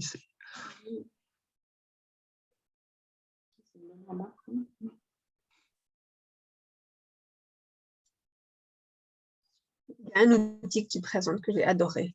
C'est l'outil, ça paraît tellement simple quand je l'ai lu qu'après, je bien que d'abord un peu, c'est s'autoriser des moments on et des moments off. Ça paraît tellement simple de le dire comme ça. Et aussi, c'est pas au tout début, hein, donc tu expliques bien l'outil intellectuel, l'outil sensoriel, l'outil émotionnel. Puis après, autoriser des moments on et off. Je ne sais pas combien de clients m'ont dit, mais comment est-ce que je peux mettre sur off? Et puis, il y a plein d'autres outils, hein, donc je ne sais pas juste celui-là. Mais je sais que ça a l'air assez alléchant pour que nos participants aient envie d'aller voir. Mais, mais comment est-ce qu'on fait pour faire, justement, permettre des moments on et des moments off? Comment on fait? Là aussi, je pense que le point de départ, c'est de réaliser qu'on en a besoin. En fait. Parce que souvent, on va avoir des personnes qui sont à fond et qui vont finir dans le trou, hein, qui sont surstimulés sans s'en rendre compte finalement, et qui en souffrent, mais qui ne savent pas comment s'arrêter. Et souvent, rien que de savoir qu'en fait, elles ont besoin de s'arrêter et que c'est OK de s'arrêter pour leur survie, en fait, et par rapport à leur fonctionnement. Déjà là, ça peut permettre de se donner la permission. Et ça peut être un truc vraiment tout bête. C'est l'exemple que je prends dans le livre, mais je me souviens d'une personne que j'avais suivie qui culpabilisait par rapport à ses enfants. Elle avait des enfants petits et qui avait l'impression qu'elle était vraiment une mauvaise mère, en fait, de ne pas supporter le bruit que les enfants faisaient assez rapidement, finalement. Donc là, elle était en pré-burn-out, en fait, hein, parce qu'elle cette image négative d'elle-même et ce bruit insupportable qu'elle s'infligeait, finalement. Or, notre système de stress, quand il s'active, ça veut dire qu'il faut faire quelque chose, comme on disait tout à l'heure, hein, comme tu disais Jean-Michel, ça veut dire bouge. Soit tu t'en vas, soit tu agresses, soit tu trouves une solution finalement. Donc, si on ne prend pas en compte ce stress et qu'on ne comprend pas, on va rester dans cette surstimulation. Et à partir du moment où on comprend qu'on est hypersensible, hein, et qu'on a besoin de ce moment off, tout devient naturel finalement. On peut simplement demander à nos enfants de faire moins de bruit ou s'isoler nous-mêmes. Souvent, l'enfant qu'on a, il y a de fortes chances qu'il soit aussi hypersensible. Donc, peut-être que pour lui, c'est déjà devenu insupportable ce bruit qu'il est en train de faire. Donc, prendre ce qu'il est en train de quoi il est en train de taper sur la table. Il y a plein de. Après, c'est des exemples faits, hein, mais je pense que vraiment, rien qu'en avoir conscience et de s'autoriser ces moments off, c'est la base, en fait. Il y a toujours une solution. Il y a toujours une façon de faire que ça va s'arrêter. Une de mes allégories préférées sur le stress, c'est le professeur qui tend un verre devant l'amphi et qui dit combien pèse ce verre. Et puis tout le monde donne des réponses différentes. Et puis sa réponse, ce n'est pas le poids du verre qui est important, c'est la durée, le temps pendant lequel on le tient. Il y a juste un moment où même si le verre fait 200 grammes, il y a un moment où on ne peut plus. Et c'est ça le stress chronique qui fait qu'on doit changer quelque chose dans sa vie pour pouvoir faire en sorte que ce stress-là n'existe plus. Et on revient toujours à fuir, combattre ou se cacher. Mais effectivement, on ne peut pas. Alors, quand on a des enfants, c'est difficile de fuir, combattre ou se cacher. Et un enfant ne devrait pas être un stress chronique, d'ailleurs. Mais voilà, c'était juste une petite parenthèse à laquelle je pensais. Ah oui, j'avais noté, il y a plusieurs personnes qui parlent de diagnostic. Je pense que d'avoir se connaître soi, c'est important. Alors, tu vas pouvoir réagir toi aussi. Je vais en profiter pour mettre des liens dans le chat de différents questionnaires que tu mentionnes, les questionnaires de mesure de l'intensité affective de Larsen et sur l'hypersensibilité d'Hélène Aron. Je trouvais des ressources en ligne gratuites en français et en anglais. Je vais les poster dans le chat, ça peut intéresser beaucoup de gens. Tu peux évidemment pendant ce temps-là réagir sur le fait de à quoi ça sert d'être diagnostiqué, d'avoir un bilan en fonction de ce que c'est, à quoi ça sert finalement de mieux se connaître. Je ne sais pas. Non, je réagis juste sur le terme diagnostic. Encore une fois, ce n'est pas un problème d'être HPI ou d'être hypersensible. Ce n'est pas un trouble, ce n'est pas une pathologie. Ça peut créer des difficultés, comme on en a parlé, des difficultés qui sont surmontables. Et il y a beaucoup de gens qui visent très bien ces caractéristiques. Donc, à quoi ça sert de faire un bilan? Dans mon expérience, comme je dis toujours, le but, c'est pas de repartir avec un chiffre et une étiquette. Le temps que personne n'aime les étiquettes, ça gratte. Donc, ce qui va être intéressant là, c'est de mieux se comprendre finalement. Et ce que ça apporte, c'est de s'accepter. C'est vraiment, pour moi, c'est clé en fait. Donc, si on se comprend, si on met des mots sur ce qu'on ressent, on transforme notre réalité qui était souffrante en quelque chose qui devient en fait notre normalité. C'est normal pour moi de réagir comme ça au bruit. C'est normal pour moi de changer de job tous les 1 an et demi, en fait. C'est parce que j'ai ces besoins-là. Du coup, ça devient beaucoup moins une souffrance et on va être plus capable d'écouter ces besoins et d'y répondre. Donc, ça peut être vraiment un moment hyper porteur, un bilan. Au-delà du chiffre, c'est pas ça qui compte. Ce qui compte, c'est comprendre où sont nos points forts. Donc, on sait bien dans les QI, tous ces QI hétérogènes. Donc, c'est 123, est-ce que je suis HPI? Donc, ce qui va compter, c'est de voir où sont ces capacités élevées et de comprendre en quoi ça explique notre façon d'être et de nous comporter. Et du coup, souvent, ça donne des permissions, ça permet de relire sa vie d'une autre façon et surtout d'envisager le futur d'une façon beaucoup plus sereine, où on va être plus à l'écoute de ses besoins et on sera capable de prendre des décisions qui nous correspondent finalement.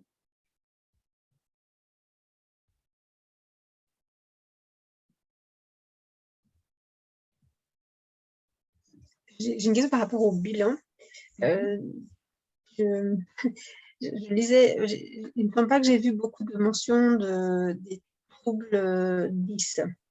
Et puis, je me demandais si, quand on est hypersensible, qu'on a tendance à être anxieux et qu'on a peut-être encore des troubles 10, est-ce qu'un bilan, ce test de QI est vraiment valide?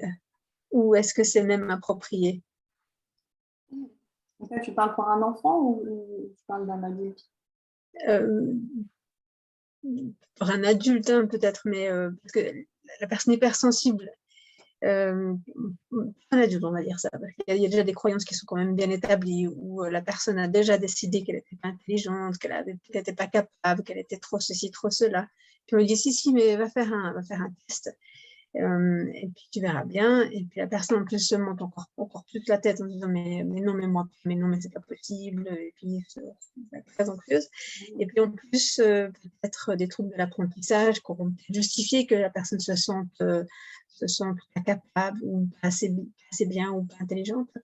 Et puis on peut imaginer la dyslexie au moment de passer un test de QI, il y a des chiffres, il y a des lettres. En plus, la personne est anxieuse. Est-ce que réellement on peut mesurer le potentiel intellectuel dans ce genre de contexte-là?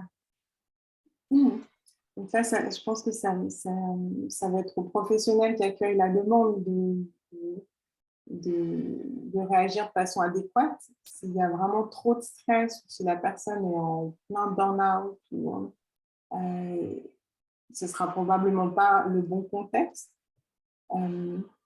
Mais ça ne veut pas dire que si on est présomptueux et qu'on a des troubles, que passer un test de QI n'aura pas de sens en fait. Au contraire, on peut prendre conscience justement qu'on a des super capacités intellectuelles, donc c'est le moment de ne pas passer à côté finalement. Et ça peut tout changer du coup.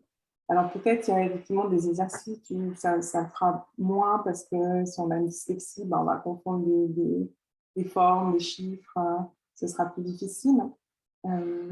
Mais il y a plein de capacités qui sont évaluées dans un test de QI. Donc sûrement, si on a des capacités élevées, elles vont surgir dans ces autres domaines, hein, qui seront nos domaines de force plus. Et le praticien intelligent va faire la différence, saura où la dyslexie ou le stress va avoir le plus d'impact, donc quel genre d'exercice. Donc il y a différents indices qu'on peut calculer, où on peut effectivement mettre de côté les exercices qui sont plus sensibles au stress ou à des déficits divers. Donc, je pense que ça peut avoir beaucoup de sens, surtout de prendre confiance dans ses capacités intellectuelles. Et tout ce qui va être le plus important, ça va être aussi comment on fait passer un test de QI. C'est ce qui m'a décidé à réaliser des bilans, c'est à force d'entendre des personnes qui avaient eu des expériences vraiment traumatisantes finalement. Quelqu'un qui ne sait même pas trop pourquoi en fait la personne en face veut passer un test de QI. Je vais faire les exercices et puis il balance un chiffre à la fin. Voilà, au revoir. Ou alors ne calcule rien en disant non, c'est juste pas calculable. Votre score n'est pas valide. Ça veut dire quoi?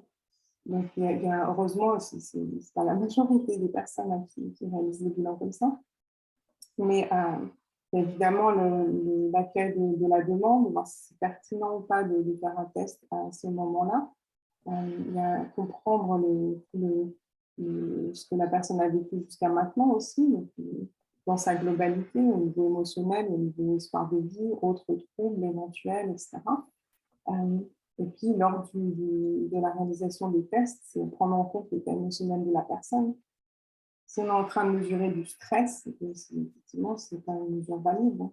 Donc, c'est savoir travailler ce stress en amont, forcément, voir la personne avant, c'est de creuser un peu qu'est-ce qui génère ce stress, comment on peut faire qu'on en ait moins le jour du test. Et puis, s'il arrive et que ça monte, on s'arrête. On est dans un test standardisé, mais ça sert à quoi de continuer si la personne a perdu tous ses moyens? Donc, il y a des façons de faire passer un test qui reste valide, tout en accueillant l'état émotionnel de la personne, même si elle est très anxieuse. Pour ceux qui ont la phobie des maths, si vraiment on perd tous ses moyens et qu'on n'y arrive pas du tout, ce n'est pas parce qu'on ne sait pas calculer, c'est juste parce que les chiffres, ça nous réveille des traumatismes incroyables. Il y a des façons aussi, il y a d'autres exercices qu'on peut utiliser. Donc, ça ne remet pas tout en cause. On peut quand même évaluer les capacités de la personne et aboutir à un résultat qui fait sens. En 2019, j'avais vu une conférence d'Olivier Revel que j'avais trouvée passionnante. Il parlait des enfants Twice Exceptional, donc HP et 10. Et il parlait de la méthodologie qu'il avait créée, où il donnait des exemples concrets d'enfants qui, si on leur faisait passer un test standard, apparaissaient avec un QI normal ou légèrement supérieur à la moyenne. Et si on prenait en compte leur trouble 10, on arrivait vraiment à dissocier leur côté HP de leur côté 10 et comment est-ce qu'ils arrivaient à tromper tout le monde en disant bah voilà, je suis dyscalculique, mais personne ne s'en aperçoit parce que j'ai trouvé ma propre façon de calculer. Et cette conférence était passionnante. D'ailleurs, demain, il sera au CHUV de nouveau. Olivier Revel, je pense que c'est complet depuis longtemps, pour une conférence sur le TDAH.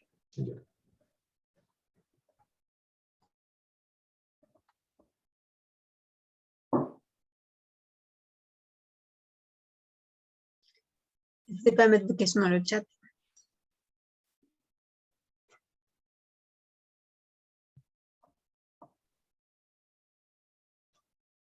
Stéphanie Armango a posé beaucoup de questions extrêmement intéressantes. Stéphanie, est-ce que tu veux repréciser certaines questions que tu as posées à certains moments ou est-ce que tu as eu les réponses à toutes tes questions?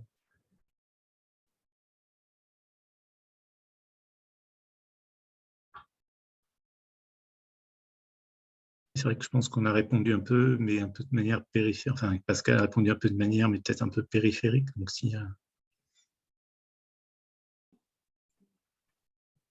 donc Pascal, si tu ne vois pas le chat, tu vois le chat. C'est pas parce que du coup, Stéphanie a répondu, je suis comblé, merci.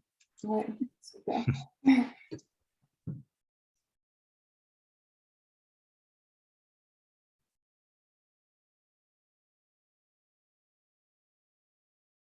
Vous avez d'autres questions? Moi, j'ai une question. On parle de personnes avec haute sensibilité, haut potentiel intellectuel. En fait, enfin, on parle aussi par rapport aux chiffres. Hein. Il n'y a pas un seuil. Il n'y a pas tout à coup on l'est ou on ne l'est pas. C'est quand même plus graduel, plus subtil. Mais on est quand même tous sensibles et puis on raisonne quand même tous à la fin. Tout à fait. Donc, on le voit bien d'ailleurs dans le cerveau. Hein, il n'y a pas quelque chose de complètement différent dans une personne, dans le cerveau d'une personne à HPI ou dans le cerveau d'une personne avec un haut potentiel sensible. Donc, c'est les mêmes fonctionnements, mais qui sont exacerbés. Donc, on comprend mieux pour les sens, hein, parce qu'on va sentir plus, on aura des émotions plus intenses. Mais pour l'intelligence, c'est pareil, c'est qu'on va avoir un cerveau plus puissant, finalement, plus réactif. Donc oui, on a tous la même façon de fonctionner, finalement, hein, basiquement. Mais c'est plus intense, plus puissant, plus fort. Les qualificatifs qu'on utilise chez ces personnes qui sont dans les extrémités de la distribution, finalement, la distribution normale. A contrario, j'ai parmi mes proches quelqu'un qui est atymique et c'est triste. C'est-à-dire qu'elle ne ressent visiblement pas d'émotions ou des émotions qui ne sont pas appropriées. Et donc, tout dépend des traumas qu'on a vécus. Peut-être contre-exemple, c'est assez rare qu'on n'ait pas encore parlé de pervers narcissique à ce stade de la discussion, mais comme c'est un sujet qui m'obsède. Qu'est-ce qu'un pervers narcissique? Est-ce qu'il ressent des émotions à part la jouissance de faire souffrir ses victimes? Est-ce que, parce que j'avais vu une définition qui m'a paru assez étrange, c'était un pervers narcissique, c'est un HP qui s'est cramé, mais je ne vois pas le rapport. Pour moi, c'est un pervers narcissique, il n'est pas HP à la base. Quelqu'un qui n'exerce son plaisir qu'à travers la souffrance qu'il engendre, la satisfaction qu'il en retire. Alors, ce n'est pas mon domaine de spécialisation, mais en tout cas, je peux dire qu'effectivement, le HPI et ses caractéristiques de personnalité n'ont rien à voir. On peut être HPI et pervers narcissique, hein, mais bien évidemment, ce n'est pas parce qu'on est HPI qu'on est pervers narcissique, heureusement. Donc, encore une fois, moi, ce n'est pas mon domaine d'études et d'expertise, mais ce que je peux dire peut-être dire quelque chose par rapport à l'empathie, en fait, et les personnalités plus psychopathiques, qui pourraient se rapprocher peut-être du pervers narcissique. Ce qui fait la différence, je vous parlais tout à l'heure, c'est deux types d'empathie, l'empathie affective et l'empathie plus cognitive. Et comme je le comprends, moi, donc une personnalité plus psychopathique, ça va être une personne qui n'a pas d'empathie affective, donc qui ne va pas ressentir ce que ressent l'autre, ou beaucoup moins finalement. Hein, donc c'est cette activité en miroir et déficitaire chez cette personne. Par contre, elle va avoir l'empathie cognitive, donc elle peut comprendre ce qui va faire que la personne en face va pleurer, par exemple. Le moment où la personne pleure, elle ne ressent pas cette émotion en miroir. Donc, elle n'a pas ces sensations de tristesse et c'est ce besoin, cette empathie affective qui fait qu'on va souvent aller vers l'autre finalement. C'est un peu pour ça qu'on l'a, hein, en tant qu'être humain, ça va créer des comportements prosociaux. Donc, la personne qui est psychopathe va pouvoir du coup manipuler ou faire du mal sans avoir ce ressenti. Hein. Et puis une personne qui a cette capacité d'empathie affective au qui l'empêcherait plus ou moins de faire du mal ou manipuler la personne en face pour arriver à ses propres fins.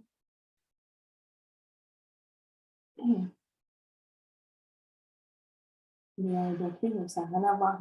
Les HP ne sont pas manipulateurs et pervers narcissiques. Ils peuvent avoir ces troubles, mais c'est deux choses différentes, comme l'autisme et le HP.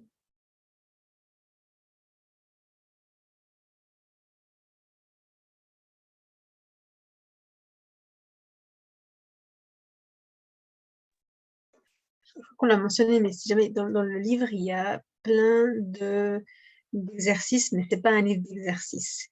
Il y a toujours une partie dans chaque chapitre où c'est pour te ramener à soi, hein, soit par l'exercice ou soit par une évaluation.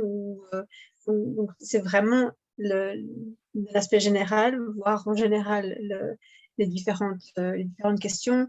Ensuite, c'est les débattre pour voir un petit peu comment on s'articule à l'intérieur du sujet. Et puis à la fin, quand même, c'est se ramener sur soi, puis dire, bon, alors, qu'est-ce que j'ai appris sur moi, en fait, et comment est-ce que ça fonctionne. Et puis, j'aimerais si tu peux nous donner un petit peu plus sur l'intention que tu avais quand tu as mis ces exercices ou ces évaluations. C'est pour rendre le propos plus pertinent pour le lecteur, finalement.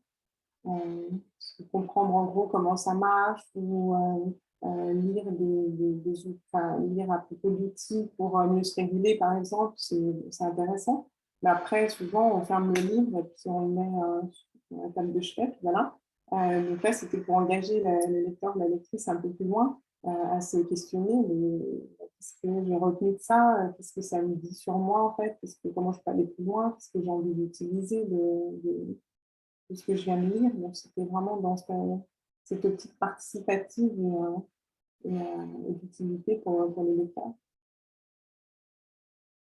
D'ailleurs, je les ai intitulés « Et moi dans tout ça ». C'est peut-être la question qu'on se pose une fois qu'on a fait le chapitre, on dit « Ouais, alors ?» C'est très riche dans la structure de ton livre parce qu'il y a des passages et des témoignages de HP, d'hypersensibles, donc c'est rubriques « Et moi dans tout ça », il y a des rubriques aussi un peu synthèse, vraiment, enfin c'est plus les schémas,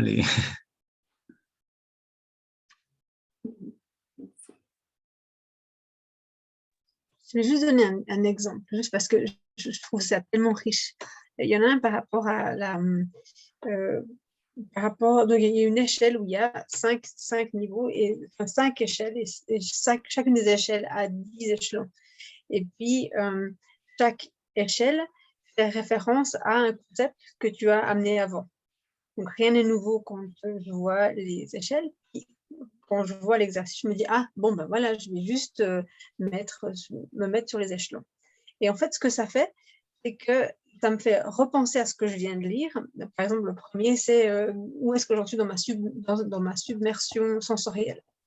Alors, du coup, ça me fait différencier les échelles, ça me fait me positionner par rapport à ça, et ça me fait m'auto-évaluer par rapport à ça. C'est impossible de rester neutre. Je ne peux absolument pas arriver à la fin du chapitre, suivre la logique du chapitre, faire l'exercice et ne pas avoir appliqué ce que je viens de lire et en m'étant complètement engagée dans le concept. Je trouve ça assez bluffant. Je trouve ça assez bluffant. Et puis en même temps très utile. Moi, j'en ai fait des petites images que j'ai mis sur mon téléphone. Comme ça, je peux me demander de temps en temps comment je me sens. Et puis, enfin voilà, c'est ma petite cuisine. Mais vraiment, merci. C'est des outils. Quand on parlait d'émotions fortes qui sont à l'arrière de notre cerveau, c'est difficile parfois de les ramener dans une partie où on peut négocier et réguler. Je pense que ce genre d'échelle-là, bon alors, là, ça ne va pas du tout. Mais ça ne va pas du tout sur quelle échelle? Je pense que juste ça permet exactement d'avoir cette étape de réflexion en se disant, je vais me créer des alternatives ici. Je vais en profiter pour me comprendre, pour m'écouter, me demander comment je vais. Et puis avant ces échelles-là, j'avais juste ce qui m'arrive. Donc vraiment, je trouve ça incroyablement riche, très applicable. Et puis voilà, je pense qu'il doit y avoir un first aid kit là-dedans, une trousse de secours comme ça pour l'hypersensible et puis pour le HP pour se réguler, pour se poser des questions. Et puis merci pour se donner de l'auto-empathie. Merci, Christine. Quand on va à l'hôpital, on vous demande sur une échelle de 1 à 10, quelle est votre douleur? Je ne sais pas si ce serait une bonne idée que je demande à ma femme sur l'échelle de la colère. Non. Peut-être pas sur le moment, peut-être après. Mais ceci dit, l'idée des échelles, quel que soit quel que soit le contexte, est intéressant en soi, de pouvoir se situer, de pouvoir situer ses émotions. Et il y a des choses, il y a énormément de choses très intéressantes sur les émotions, et on a, lors de conférences précédentes, parlé de vice-versa, Inside Out en anglais, ce dessin animé que je trouve phénoménal pour mieux comprendre ce qu'est une émotion. C'est toutes les techniques pour extérioriser ces émotions négatives, parce que l'émotion négative est un symptôme qui est intéressant, une information intéressante, mais qu'est-ce qu'on fait quand on a un trouble? Et grâce à notre amie Daphné Boulogne, j'ai appris une technique d'extériorisation de la colère que je trouve très intéressante, qui est la technique de l'ours, que je déconseille de faire chez soi ou dans la rue. Et en fait, en gros, c'est se vider de toute sa colère. Il vaut mieux faire ça dans une forêt, parce que les arbres ont aussi cette capacité d'absorber les émotions, et de hurler comme un ours, d'où le nom, et de se vider jusqu'à avoir mal et être totalement vidé. C'est très efficace. Par contre, le corollaire de ça, c'est qu'une fois qu'on s'est vidé de ces émotions négatives, il faut se remplir d'amour. Et sinon, la colère revient. Donc, avoir une photo ou avoir quelqu'un à proximité à qui faire un câlin, ou un chat, ou avoir la photo de quelqu'un qu'on aime, ou écouter une chanson qu'on adore, c'est aussi quelque chose qui permet de se recombler d'amour une fois qu'on s'est vidé de sa colère. Un témoignage que je peux apporter. Ouais, j'ai entendu dire deux choses. Déjà, je préfère le terme émotion désagréable, mais c'est juste une petite nuance, parce qu'en fait, le négatif, c'est du coup un jugement. Ces émotions-là, elles sont pas moins bien que les émotions positives. Hein. Donc, elles nous apportent une information hyper importante, justement, parce que si on les écoute, on va pouvoir faire en sorte qu'elles ne reviennent pas. Donc, elles sont peut-être même mieux que les émotions agréables, on peut dire.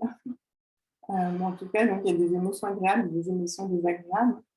Et dans l'exemple que tu donnes, hein, pour moi, il manque un truc, c'est que si tu la vides, cette colère, et puis tu t'arrêtes là, effectivement, à mon avis, elle va revenir. Parce que tu sais pas, enfin, peut-être que tu te poses après comme question, mais en tout cas, pour moi, l'étape qui devrait venir après, c'est qu'est-ce qui m'a mis dans cette colère intense. Et là, tu vas pouvoir avancer et aller comprendre, effectivement, et la colère, comme toutes les émotions, c'est des choses qui nous poussent à agir, comme on disait. Donc, si tu es en colère, c'est quelque chose qui est venu heurter une de tes valeurs, ou voilà, comme on disait tout à l'heure, un besoin qui n'est pas satisfait. Donc, si tu comprends et que tu fais en sorte que ça ne se reproduise pas, mais du coup, tu aurais plein d'amour la prochaine fois.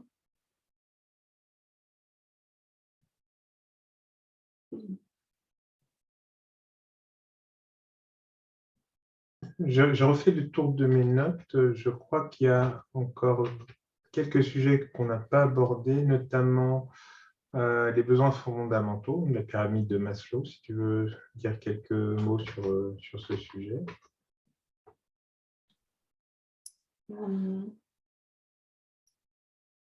me semble qu'on en a parlé dans le sens où on a parlé des besoins de façon générale. Donc, Maslow, c'est le premier nom qui vient à l'esprit souvent quand on parle des besoins humains. C'est un modèle qui date un peu, mais vu que les besoins n'ont pas vraiment évolué depuis très longtemps. Hein. C'est simplement un répertoire des besoins humains avec les besoins physiologiques de base et des besoins de sécurité, des besoins de relation, des besoins d'estime, de reconnaissance, etc. Donc, c'est une cartographie des besoins, en fait. Et souvent, on n'y pense pas, en fait, quand on n'est pas dans le développement personnel ou qu'on ne s'est pas trop renseigné là-dessus.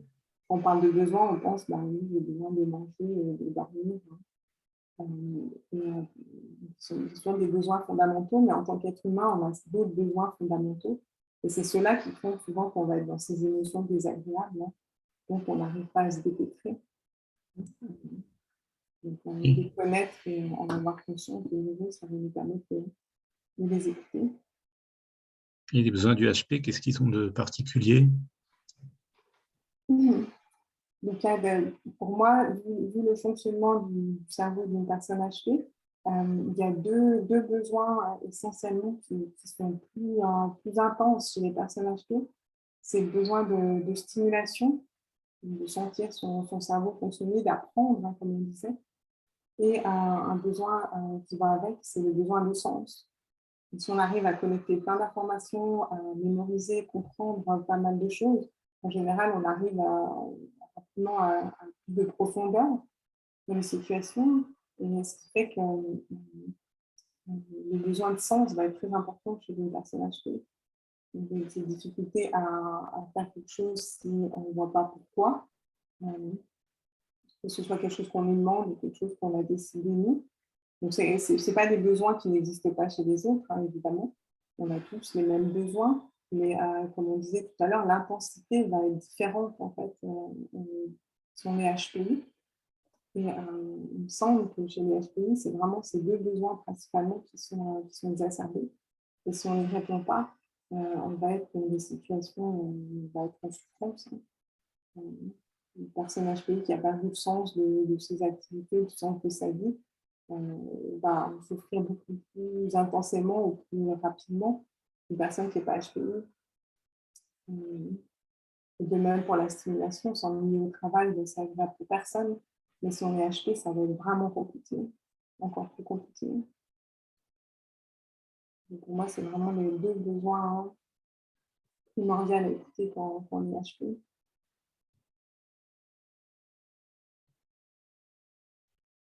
Merci Pascal. Encore une question de Nicolas qui est revenue à surprise, importante pour lui, c'est la nomenclature de la neurodiversité. Alors, je peux peut-être la lire comme elle est dans le chat, et puis si tu veux l'interpréter et y répondre. La communauté scientifique s'y attelle-t-elle? Donc, est-ce que dans la communauté scientifique, on s'attelle à une nomenclature de la neurodiversité? Il y a tant de termes employés par tant de personnes, voire créés, qu'on ne sait plus ce qu'il y a derrière ces termes par le locuteur. Et si on n'est pas d'accord ou en accord sur la définition précédemment utilisée, c'est un dialogue de tour. Là, si jamais Nicolas, le livre est super clair. Et ça fait un bien fou. Parce que justement, effectivement, il y a plein de termes. Après, il ne faut pas que ton livre est forcément exhaustif sur la neurodiversité, mais plutôt sur ces deux points précis. Mais si tu veux bien répondre à la question de Nicolas. C'est vrai que la question de terminologie, c'est important, hein, parce qu'au bout d'un moment, on ne sait plus trop de quoi on parle. Hein. La même neurodiversité, quand j'entendais la question, je me disais, mais c'est quoi en fait? De quoi on parle? C'est-à-dire quoi, des réalités neurologiques différentes. Donc, c'est ce que j'essaie de faire dans le livre par rapport à ces deux concepts bien précis, trois peut-être au potentiel intellectuel, au potentiel émotionnel et hypersensibilité, sensibilité élevée. Donc ça, c'est vraiment les trois concepts que j'essaie de clarifier avec les données, à partir des données qu'on a justement au niveau neurologique. Après, je ne sais pas à quelles autres caractéristiques Nicolas des références. On a parlé un peu de l'autisme. La dyslexie aussi, c'est des choses qui se passent dans le cerveau, hein, des troubles attentionnels. Sur le plan scientifique, il y a des notions qui sont tout à fait bien établies. Après, c'est je pense qu'en font les gens qui écrivent sur ce sujet sans trop savoir non plus de quoi ils parlent.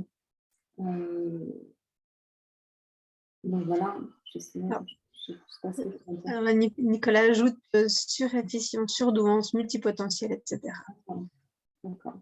Effectivement, alors là, sur douance, sur réticence, je pense que ça fait vraiment tout référence à cette idée de capacité intellectuelle qui vont au-delà de la norme, parce que c'est plus efficace, on en a discuté, hein, ça dépend ce qu'on en fait. Multipotentiel, déjà, c'est la chose que ça veut dire, effectivement. Parce qu'on parle de potentiel intellectuel, potentiel émotionnel. Je ne sais pas, ça c'est un des nouveaux termes qui a été créé. Effectivement, il n'y a pas de réalité scientifique derrière. Par rapport, par rapport à surefficience sur douance, bon, sur douance, on parle clairement de douance, donc d'intellect, alors que surefficience, on peut parler comme au potentiel de surefficience émotionnelle ou de surefficience intellectuelle, selon les cas, dans ce qu'on entend maintenant.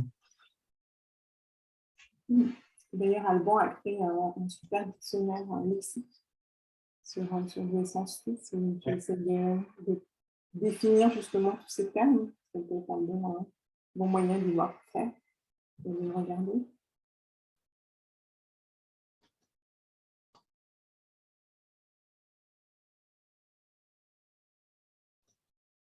Est-ce qu'il y a d'autres questions?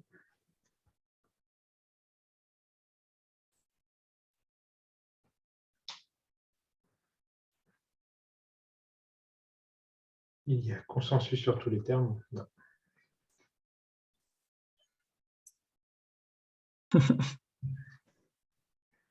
J'en profitais pour parler de synesthésie, parce qu'on parle souvent d'hyperesthésie, mais rarement de synesthésie.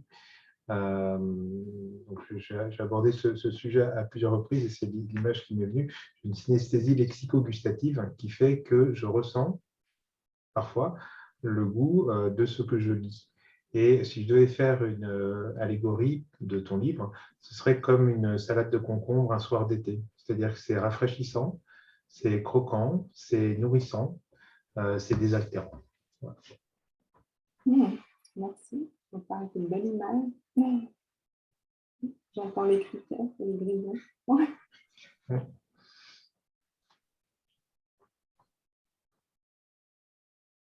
Merci vraiment d'avoir pris le temps de mettre ton expertise dans de mettre ton sens de l'analyse, de l'organisation et de la clarté dans ce livre. Vraiment, je pense que ça va pouvoir vraiment guider beaucoup de personnes qui sont en recherche d'informations. Pas juste de bilan, pas juste de conseils, ou pas juste d'un livre qui va leur faire se sentir bien ou mieux, ou je ne sais pas comment, mais vraiment d'aller chercher l'information, l'organisation de l'information, et pouvoir se positionner. Donc vraiment, je trouve que c'est pas un livre de plus, voilà. C'est le livre qui manquait. Merci. C'est exactement ce que je me suis dit, et pourtant, c'est pas concerté, mais c'est exactement ce que je me suis dit en finissant le livre. Je me suis dit, c'est pas un livre de plus. Exactement, je me suis dit ça, c'est pas un livre de plus sur le sujet, c'est un livre plutôt qui clarifie, en fait, ça n'en rajoute pas dans le sens. Ouais, c'est un livre qui nous manquait, tu l'as dit. Merci, ça me touche. Merci de nous avoir donné la primeur le jour de la sortie de ton premier entretien d'ampleur. Oui, on est honoré que tu sois avec nous pour la soirée de ta sortie. Alors, on me pose souvent la question, donc je vais te la poser, Pascal. Alors, qu'est-ce qu'on ressent la journée de la sortie de son livre? En plus, c'est le premier livre que tu sors en français, tu en as écrit 2 autres en anglais, mais bon, je veux dire, il y a ce côté peut-être encore un petit peu plus, enfin, il y a un petit côté inédit comme ça. Donc, qu'est-ce qu'on ressent le jour de la sortie de son livre? Alors moi, j'étais très contente de la perspective de vous voir et d'échanger ce soir. Donc, c'était ma première pensée en me réveillant. J'avais passé un bon moment de partage. Ça, c'était chouette. Ensuite, peut-être en bon HP, mon premier réflexe, c'est voilà, c'est le jour de la sortie, donc qu'est-ce que j'ai à faire aujourd'hui? Et après, je me suis dit que peut-être je pouvais écouter un peu ce que je dis aux autres et prendre le temps d'apprécier, de célébrer, d'en parler. Et c'est ce que j'ai fait. Donc, ça m'a demandé un petit effort mental, justement, d'arrêter un peu tout ça, le flux, et de me dire, c'est chouette, aujourd'hui, c'est la sortie de mon livre. Et de penser plusieurs fois en termes comme ça, positifs, et puis aussi d'en parler autour de moi. Ce que j'aurais peut-être pas fait, en fait, si je ne m'étais pas arrêtée de prendre le temps de dire hey, c'est la sortie de mon livre aujourd'hui. Donc, il y a un moment où j'ai inondé toutes mes connaissances de messages et de prendre ce moment de penser à moi et de me dire que c'était chouette. J'étais contente de ce que j'avais fait, mais ça m'a procuré beaucoup de plaisir. Et ça m'a pris le temps ça m'a donné le temps et l'impression d'avoir fait quelque chose, d'avoir achevé quelque chose. Donc ça, c'était agréable. Ça l'est toujours d'ailleurs. Comme on approche gentiment. D'entendre que ça touche aussi les personnes à travers tout ce qu'on vient d'échanger, pour moi, c'est vraiment, je me dis que là, j'ai réussi. Si c'est clair et que ça apporte quelque chose, c'est vraiment mon objectif. Comme on approche gentiment des 22 heures, je propose que tout le monde allume sa caméra. Comme ça, tu pourras voir qu'il y a des vrais gens qui ont assisté à notre discussion ce soir, intime au coin du feu. Pas que tous les quatre. Bonjour à tous, enfin, bonsoir. Pour la plupart, mais...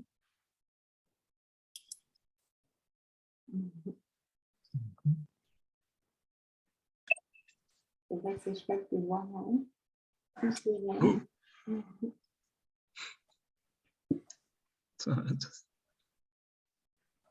Je vous propose qu'on se quitte sur cette image. Et puis, on n'a pas encore de prochaine date pour un prochain événement, mais on communiquera ça dès qu'on aura plus d'informations à vous donner. Merci en tout cas pour votre présence. On revoit souvent les mêmes noms et les mêmes visages. Et puis, il y a aussi des noms qu'on n'a pas vus depuis très longtemps et qu'on est très content de retrouver. Merci beaucoup, Pascal, pour ta présence ce soir, pour toutes tes réponses. Et puis, non, clairement, ce livre, il va vraiment faire une différence parce qu'il répond à un besoin latent qu'on avait et qui ne trouvait pas de réponse simple dans des livres non techniques, je dirais. Merci à toutes et à tous. Bonne soirée. J'arrête l'enregistrement ici, comme ça je vais pouvoir mettre le replay en ligne. Ce soir, ça m'étonnerait, mais demain matin au plus tôt. Et à très bientôt.